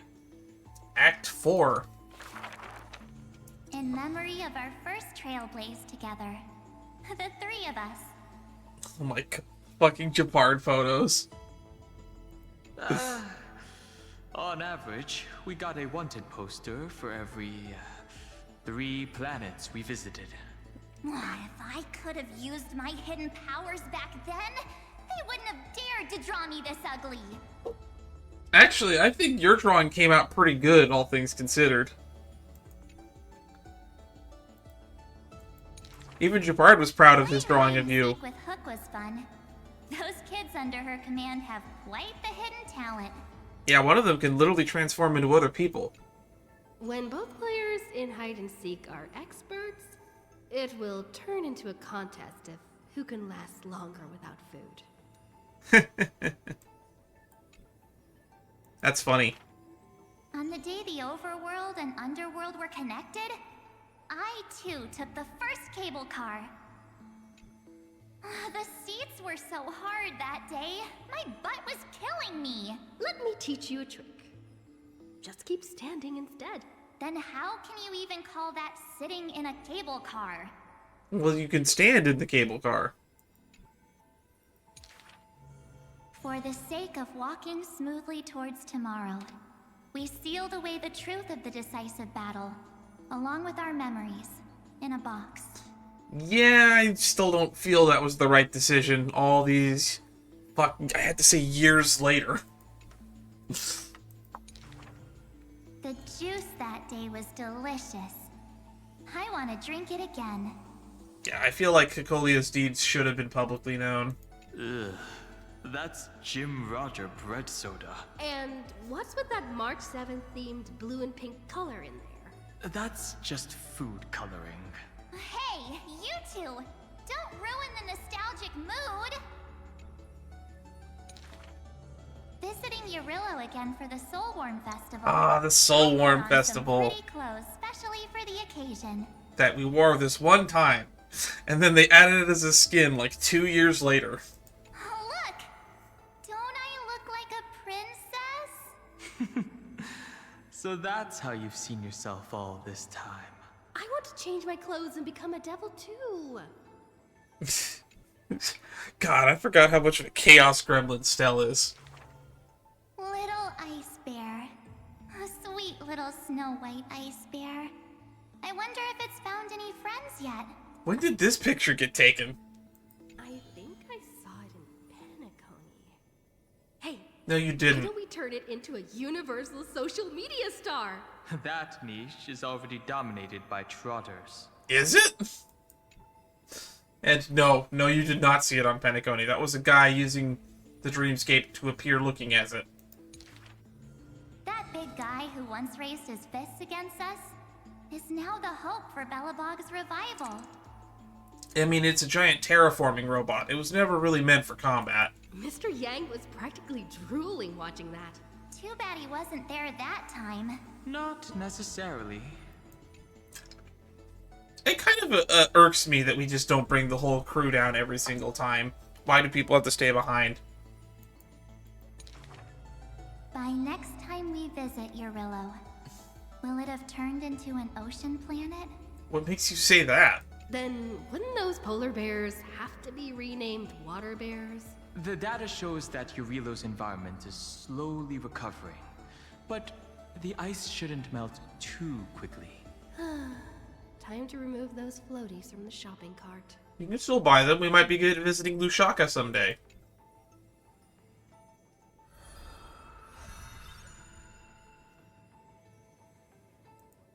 Alrighty. Last act. Is this going to be about the patch we just did? I was frozen in this ice block, drifting all over the universe. The Child of Asvana, or whatever it was called. That's one way to go on a cosmic hitchhike. If the conductor hadn't hit the brakes back then, I probably would have punched a hole right through the car, huh? Stop being dramatic. The Express was the one that actively scooped you up. I remember there was some six-phased ice left after it melted. I used it to make a little model. Ooh, can I see a photo of that? Mr. Yang explained that it's called a figure, and then made me watch anime with him all night. That's the highest honor he can bestow. I want a figurine too. Of course you do. Of course you do. Every morning, the Express crew has breakfast together, but they're not always on time. I can't help it. I'm still sleepy. Next time, get up earlier and set an alarm. People who can get up right as soon as their alarm goes off are terrifying. Yeah, I can't do that anymore. This kind of person is capable of anything. My camera's full of Pom-Pom's photos. Chef Pom-Pom. So much fun dressing up the conductor. Apparently there's a new outfit you can get for him in the new endgame. Pom-Pom used to have a turtleneck uniform, but they rarely wear it after March came. I saw that in the... That's in the original March trailer, I believe. You can see Pom-Pom wearing a different outfit. I don't think it ever made it into the final game. So much. I tidy it up every single day. I thought you said you didn't do that literally earlier in the recording. Looking at it now, that photo wall must be the power of memories. By the way, I've been meaning to ask, where's the wardrobe? Take a guess. That's so vague. I remember Tykean, my most trailblazy of trailblazes. That grand debut cost me quite a few credits. You blew a hole in the arena wall, from what I remember. So? What exactly happened? I saw a ball by the road, so I just casually kicked it. And then, bam! It flew right into the ceiling, through the venue. And scored 100 points, too! What? We'll travel together forever and ever. That line sounds familiar. Not creepy at all. Memories weave the past, bit by bit. They stretch long behind me, like shadows on the path I've walked.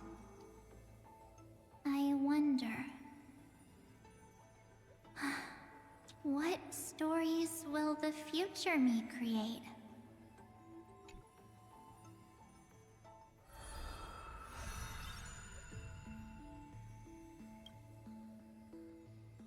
Alright. 2 more. And they even gave Hycealans one. Then we got 3 of these to read.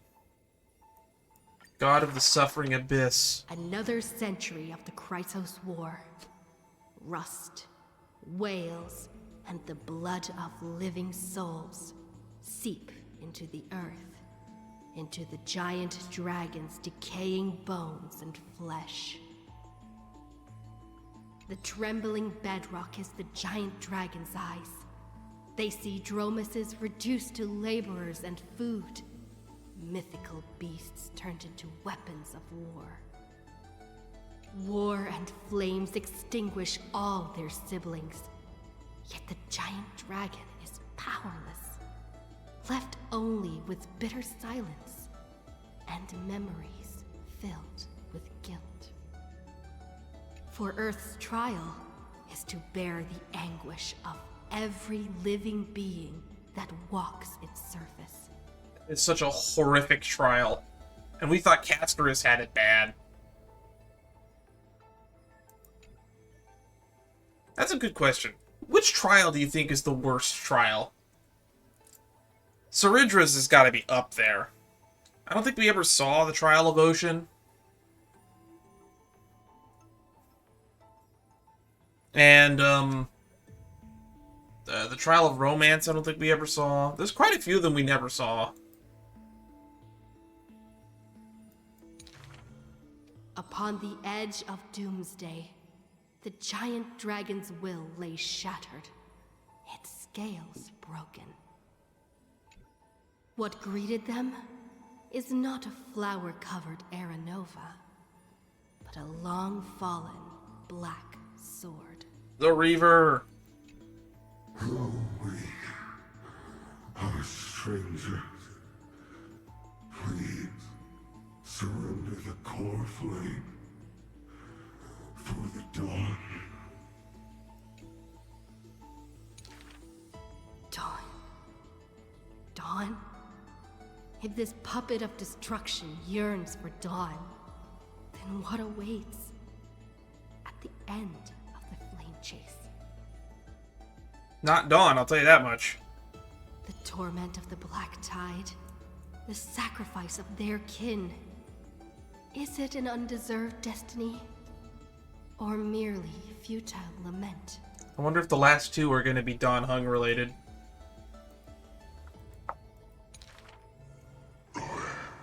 Won't accept this. The twisted rocks rise like a roaring tide. Yet the Swordmaster shows no fear, merely sighs, as if long accustomed to such sights. Yep, that's Kaslana. The rusted joints are shattered, one by one. The cracked husk peels away, spilling golden blood. The earthquake that engulfs Amphoreus lasts for 3 days and nights. In its final moments of defiance, the giant dragon suddenly realizes... You know, it just hit me. How does, like, he get the core flames of, like, some of these guys? Because, like, after Castorus assumes this position of death, she's kind of just, like, she pieces out from the world. He can't... How does he get that core flame to start the next cycle, if that happens? And then in, like... Is he able to just take the core flames, like, out of the vortex of Genesis? Does it, like, not matter? This flame chase is nothing but the kindling of self-pity, the breeding ground for calamity.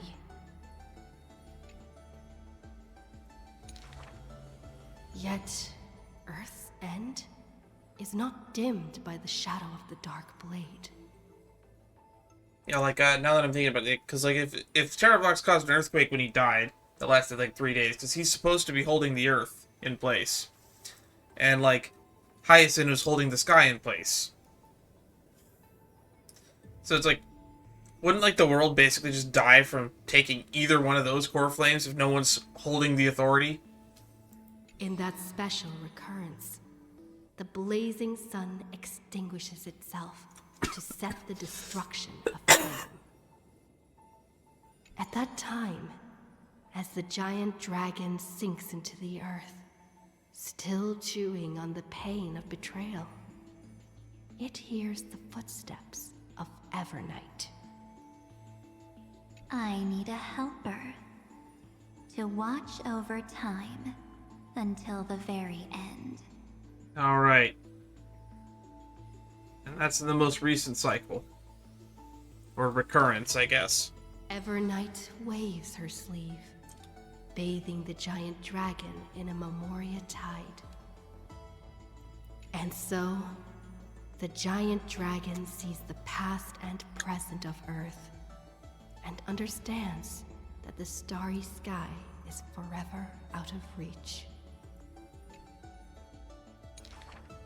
So weird that she teamed up with him of all people. 337th eternal recurrence.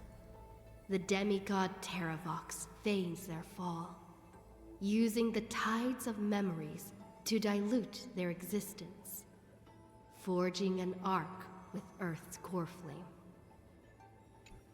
In that 1,000 years of defiance, heroes of golden blood meet their tragic end, while the giant dragon remains deaf to their plight, only silently gathering their exiled kin. The pact with Evernight is simple. Time would erase the pain of Earth and cradle it in peaceful slumber among its own. Kinda grim. And Earth shall become Time's ally, for it alone can keep watch until the end of the world.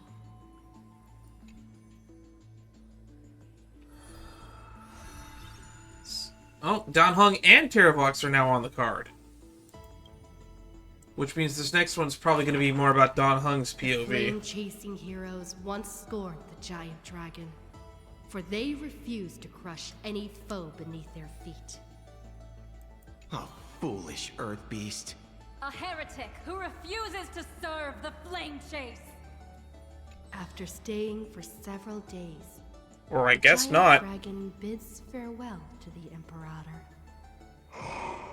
The flame chase is a glory that belongs only to the children of humanity. You are a benevolent beast. I had no intention of keeping you captive. A decree to protect innocent lives is about to be issued. All I ask is that you lend a hand to the flame chase in the future.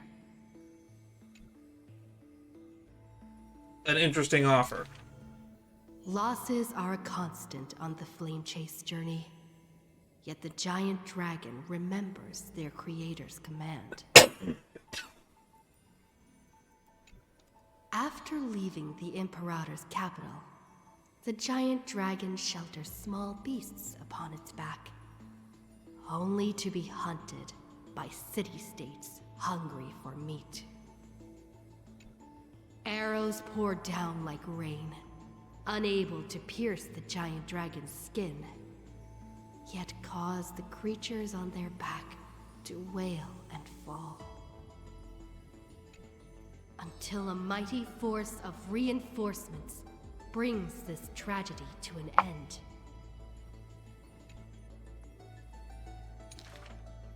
They We still have another act after this, and then we still have to look at the Hyacinths. Then marched forth. Sorry, Hyacinths, not Hyacinth. The mountain dwellers are not a warlike people. Who are you? The leading knight answered loudly. I am Mountain Breaker, Geocles. That's how we get Geocles into the story. He was actually kind of a pretty interesting character. All the world knows that protecting all of Earth's creations is the creed of the Dromas Legion. The world also knows the Dromas Legion is ever victorious. The giant dragon under the Mountain Breaker is silent, yet unstoppable. Endurance does not help with survival. Mountain Breaker always speaks of his friend this way, while the giant dragon only responds with a low growl. Soon after, When word came that the flame-chasing army targeted Earth, the Dromus riders set forth in full force, all to protect their creator. On the eve of the march, the giant dragon receives a secret message. He betrays them. Your one and only flame chase must be to slay your creator, and then fight to survive. Records state, in the Battle of the Abyss, the Dromus riders were broken after Terravox's betrayal.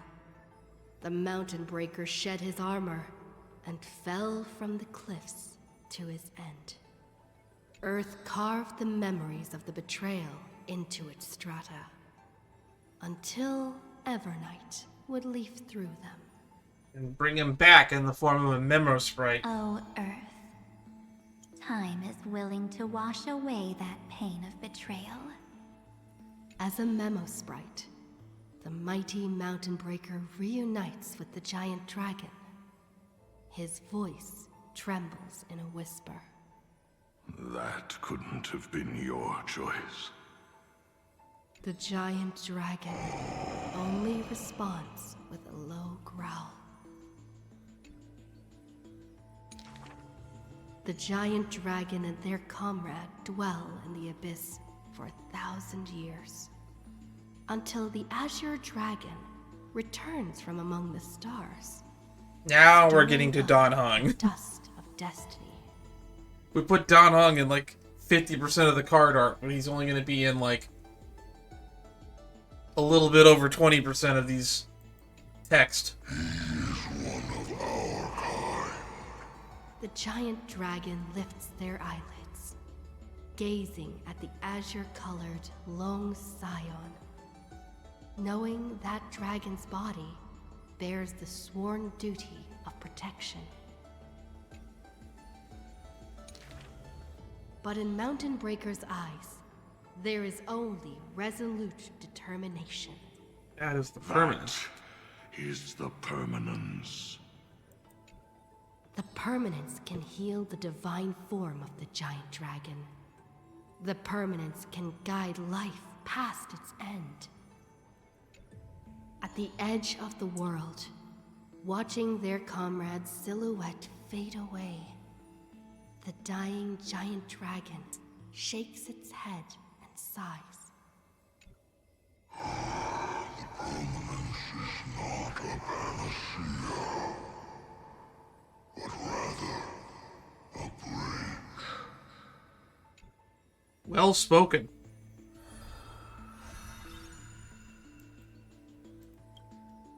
Next act. Final one.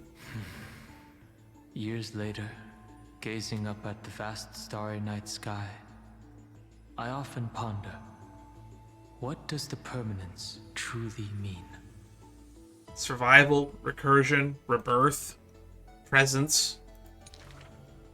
The countless souls entrusted by Terravox still surge within my chest, like an eternally burning furnace. I once thought about finding them a home, and tried to communicate with them in my heart. And yet, the living beings of this world, they are now inseparable from me. As if from the very beginning, they were a branch of my own bloodline. That's pretty noble when you think about it. Inseparable? After I told everyone, a heated discussion broke out in the express car. When did this take place? Will you turn into a little chimera and snuggle up in our arms? March 7th lets her imagination run wild. Maybe he'll become a baby seal. A magical beast would be fine too. I've always wanted to see that species. These are the reassuring words from Himiko and Mr. Yang. Of course they are. No matter what he becomes, Don Hung will always be Dawn Heng. Her words are unusually poetic. I'm just now realizing that this is the first time that the black text is not the Trailblazer narrating, but Dawn Heng. But if you become a Dromus, you absolutely must let me feed you red soil. Ah, the shale bricks. Got it. Don't you even think about it. We saved the photo, after all. Sometimes I have dreams like this. Countless beings flee alongside me. Behind us, black floods blot out the sky as if to devour all signs of life. In our darkest hour, the living beings form a bridge of dragons, and I lead them limping towards the starry sky. Four more At the end pages. of the vast procession, a lone giant dragon comes to a halt, watching us depart into the distance. The children of Earth will always find their own path. Thank you for being their bridge. Something stirs within me at the moment of awakening. Perhaps the legacy of the permanence lies not in recreating flesh, nor in the merging of bloodlines. It's about giving you constant nightmares and waking up in a cold sweat. One day, while browsing through the databank, I noticed an update on the universe's animal species. In an ocean-covered planet, a new species of seals evolved, with a penchant for bumping into things. How does that happen? On a barren desert wasteland, evolved a herd of red soil-craving beasts. I bet the history fictionologists have something to do with that. Many familiar silhouettes are now active in the cosmic ecosystem, yet they are not my old Amphorian friends. This is their rebirth. This is life's way forward. So we took data of creatures from a digital synthesized planet, and now they're just randomly popping up in worlds? How does that make sense?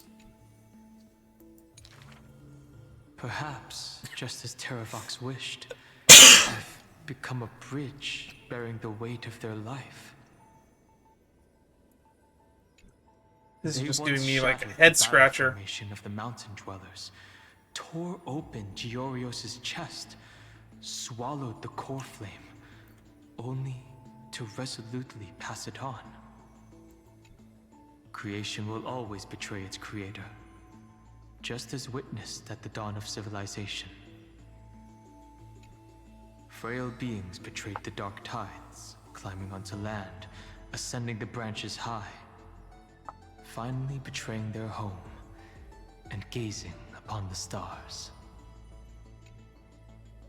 What's the last page going to be about? The furnace in my chest still pulses. In the gaps between the heated torrents, I sometimes find myself in a daze, catching glimpses of that colossal figure in the cosmos's cracks. Long, or is it someone else? It was a giant dragon, named the Permanence.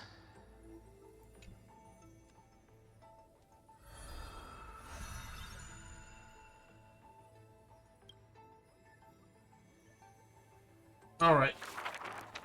Now, Helektra's is probably going to be short, because we've read her before. A lot. Yep, one final chapter. Having beheld the monarch's gifts, she completed her demigod's destiny. The tides within her heart recede, and her requiem draws near. Are we finally going to find out how she died or became the gold ghost thingy? A sliver of light fell from a crack on the cave ceiling. A blazing ray pierces the surface of the sea.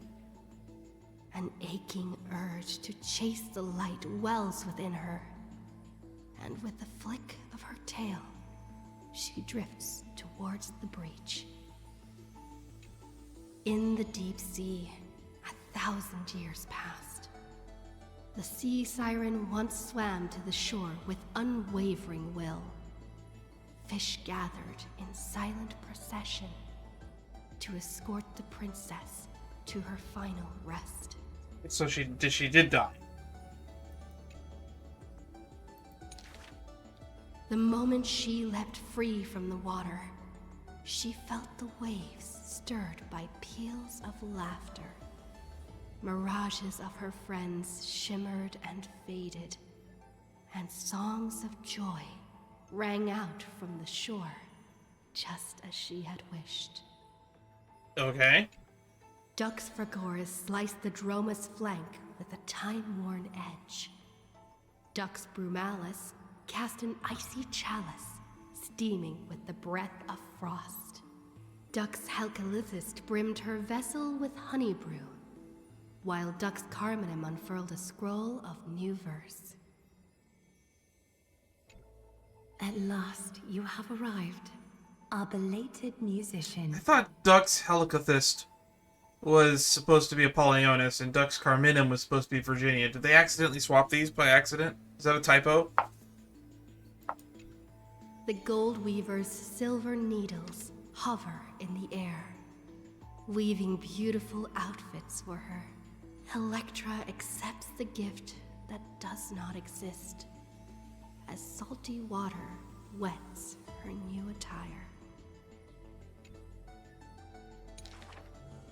She knows this is not reality, just like the world she loves.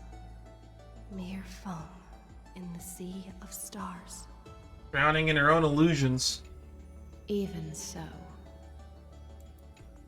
She drank down the aurora lights in the cup, as intoxication flew from her fingers into music and song. I wonder why just now they decided to have the characters voice their own lines in these. Usually it was only the gold lines before. In the drunkenness granted by her mother, in the dream granted by that drunkenness, in the feast granted by that dream, In the calories granted by that feast. I, too, shall have my fill of feasts. Now sober, she begins one last song. The musician plucks her strings in the spring, and the waltzing Looks like we're gonna end this on a stirs bit the of a water dour into note. waves, revealing memories in throngs. She sings of the once awakened Titan, how the princess accompanied the queen to swim in azure waves. She sings of the confident and dashing monarch, of loyal knights who marched with the Imperator to seize the solemn states. Princess accompanied the queen to swim the azure waves. She's the princess in that scenario, I'm assuming. Sang of the one destined by heaven's will, of demigods who bore 1,000 years of watch for the hero. She sang of that little gray fry, and how the Gladius defended the Deliverer from Apocalypse's storms. She sang of herself, a cup made of fish bones, ever waiting for someone to Are we going to banish address the the events of this malady patch within, at any point? pouring the honey brew of fate for her to the brim. She sang until her voice turned hoarse, and the spirit water she held was no more. The honey brew ran out, the final notes dispersed, and the feast of fantasy shattered in turn. Before the deadly quiet seashore, she gave one final smile, then faded into sea foam. So she just fucking dissolves, just pieces out. Got it. To the fish from beyond the sky, we shall sink into the past, For she had glimpsed the sky beyond the cave, and chose to believe in the promised future, embracing a hope as fragile as mist. She's kind of depressing now that I think about it.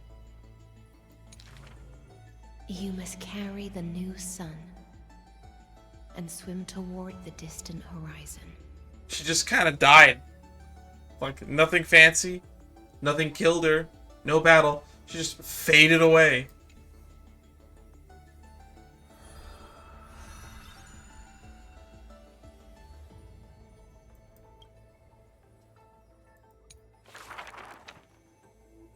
Well, that indeed was an ending. Do we have all of these now? Bunch of free stuff? Thank you, free stuff. That's a pull. Well, now that we can just wrap up here, we can collect all of our Chivos. And next time, we can start collecting more Jade.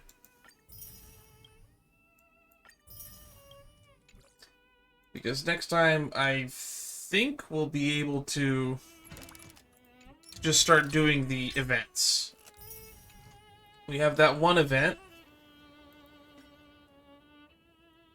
that looks neat. There's actually a few of them. We have this Colorful Mayhem that's going to end in 30 days. But I think this one's going to end also in 30 days. That I kind of want to check first. The new Apocalyptic Shadow is out. Maybe we'll do a stream if there's enough interest of trying to clear the Apocalyptic Shadow, because I do want to do a stream for the new Anomaly Arbitration game mode. Because that's always a thing. Do that tomorrow. But as for Fate's Atlas, I'm wondering... The Alien Chessboard's back. Do these events actually show up on here? The Earth back in Evernight.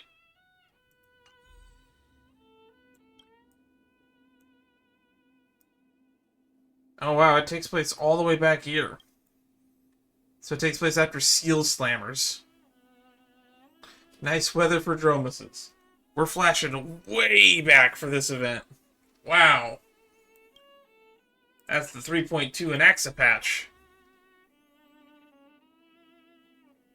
Go ahead and check out Anaxa's public lecture. Well, I'll see you all next time. And I'll probably take some time to edit this weekend, since I'm now finished recording as much of this as I could. So this is about like 4 hours. So about 8 hour total, give or take. I don't know how long this will be when I finally edit it out, but it'll probably be at least 2 videos when I put it up on YouTube. If you'd like to stay up to date on what I'm doing and when I'm doing it, I post updates in my Discord, links to which are where links are. It's been a lot of internet problems lately. Hopefully there's less of those moving forward, and we can get back to streaming on a regularly normal schedule. Well, I'm off to bed. So I'll see you all next time. Stay safe out there. Bye-bye.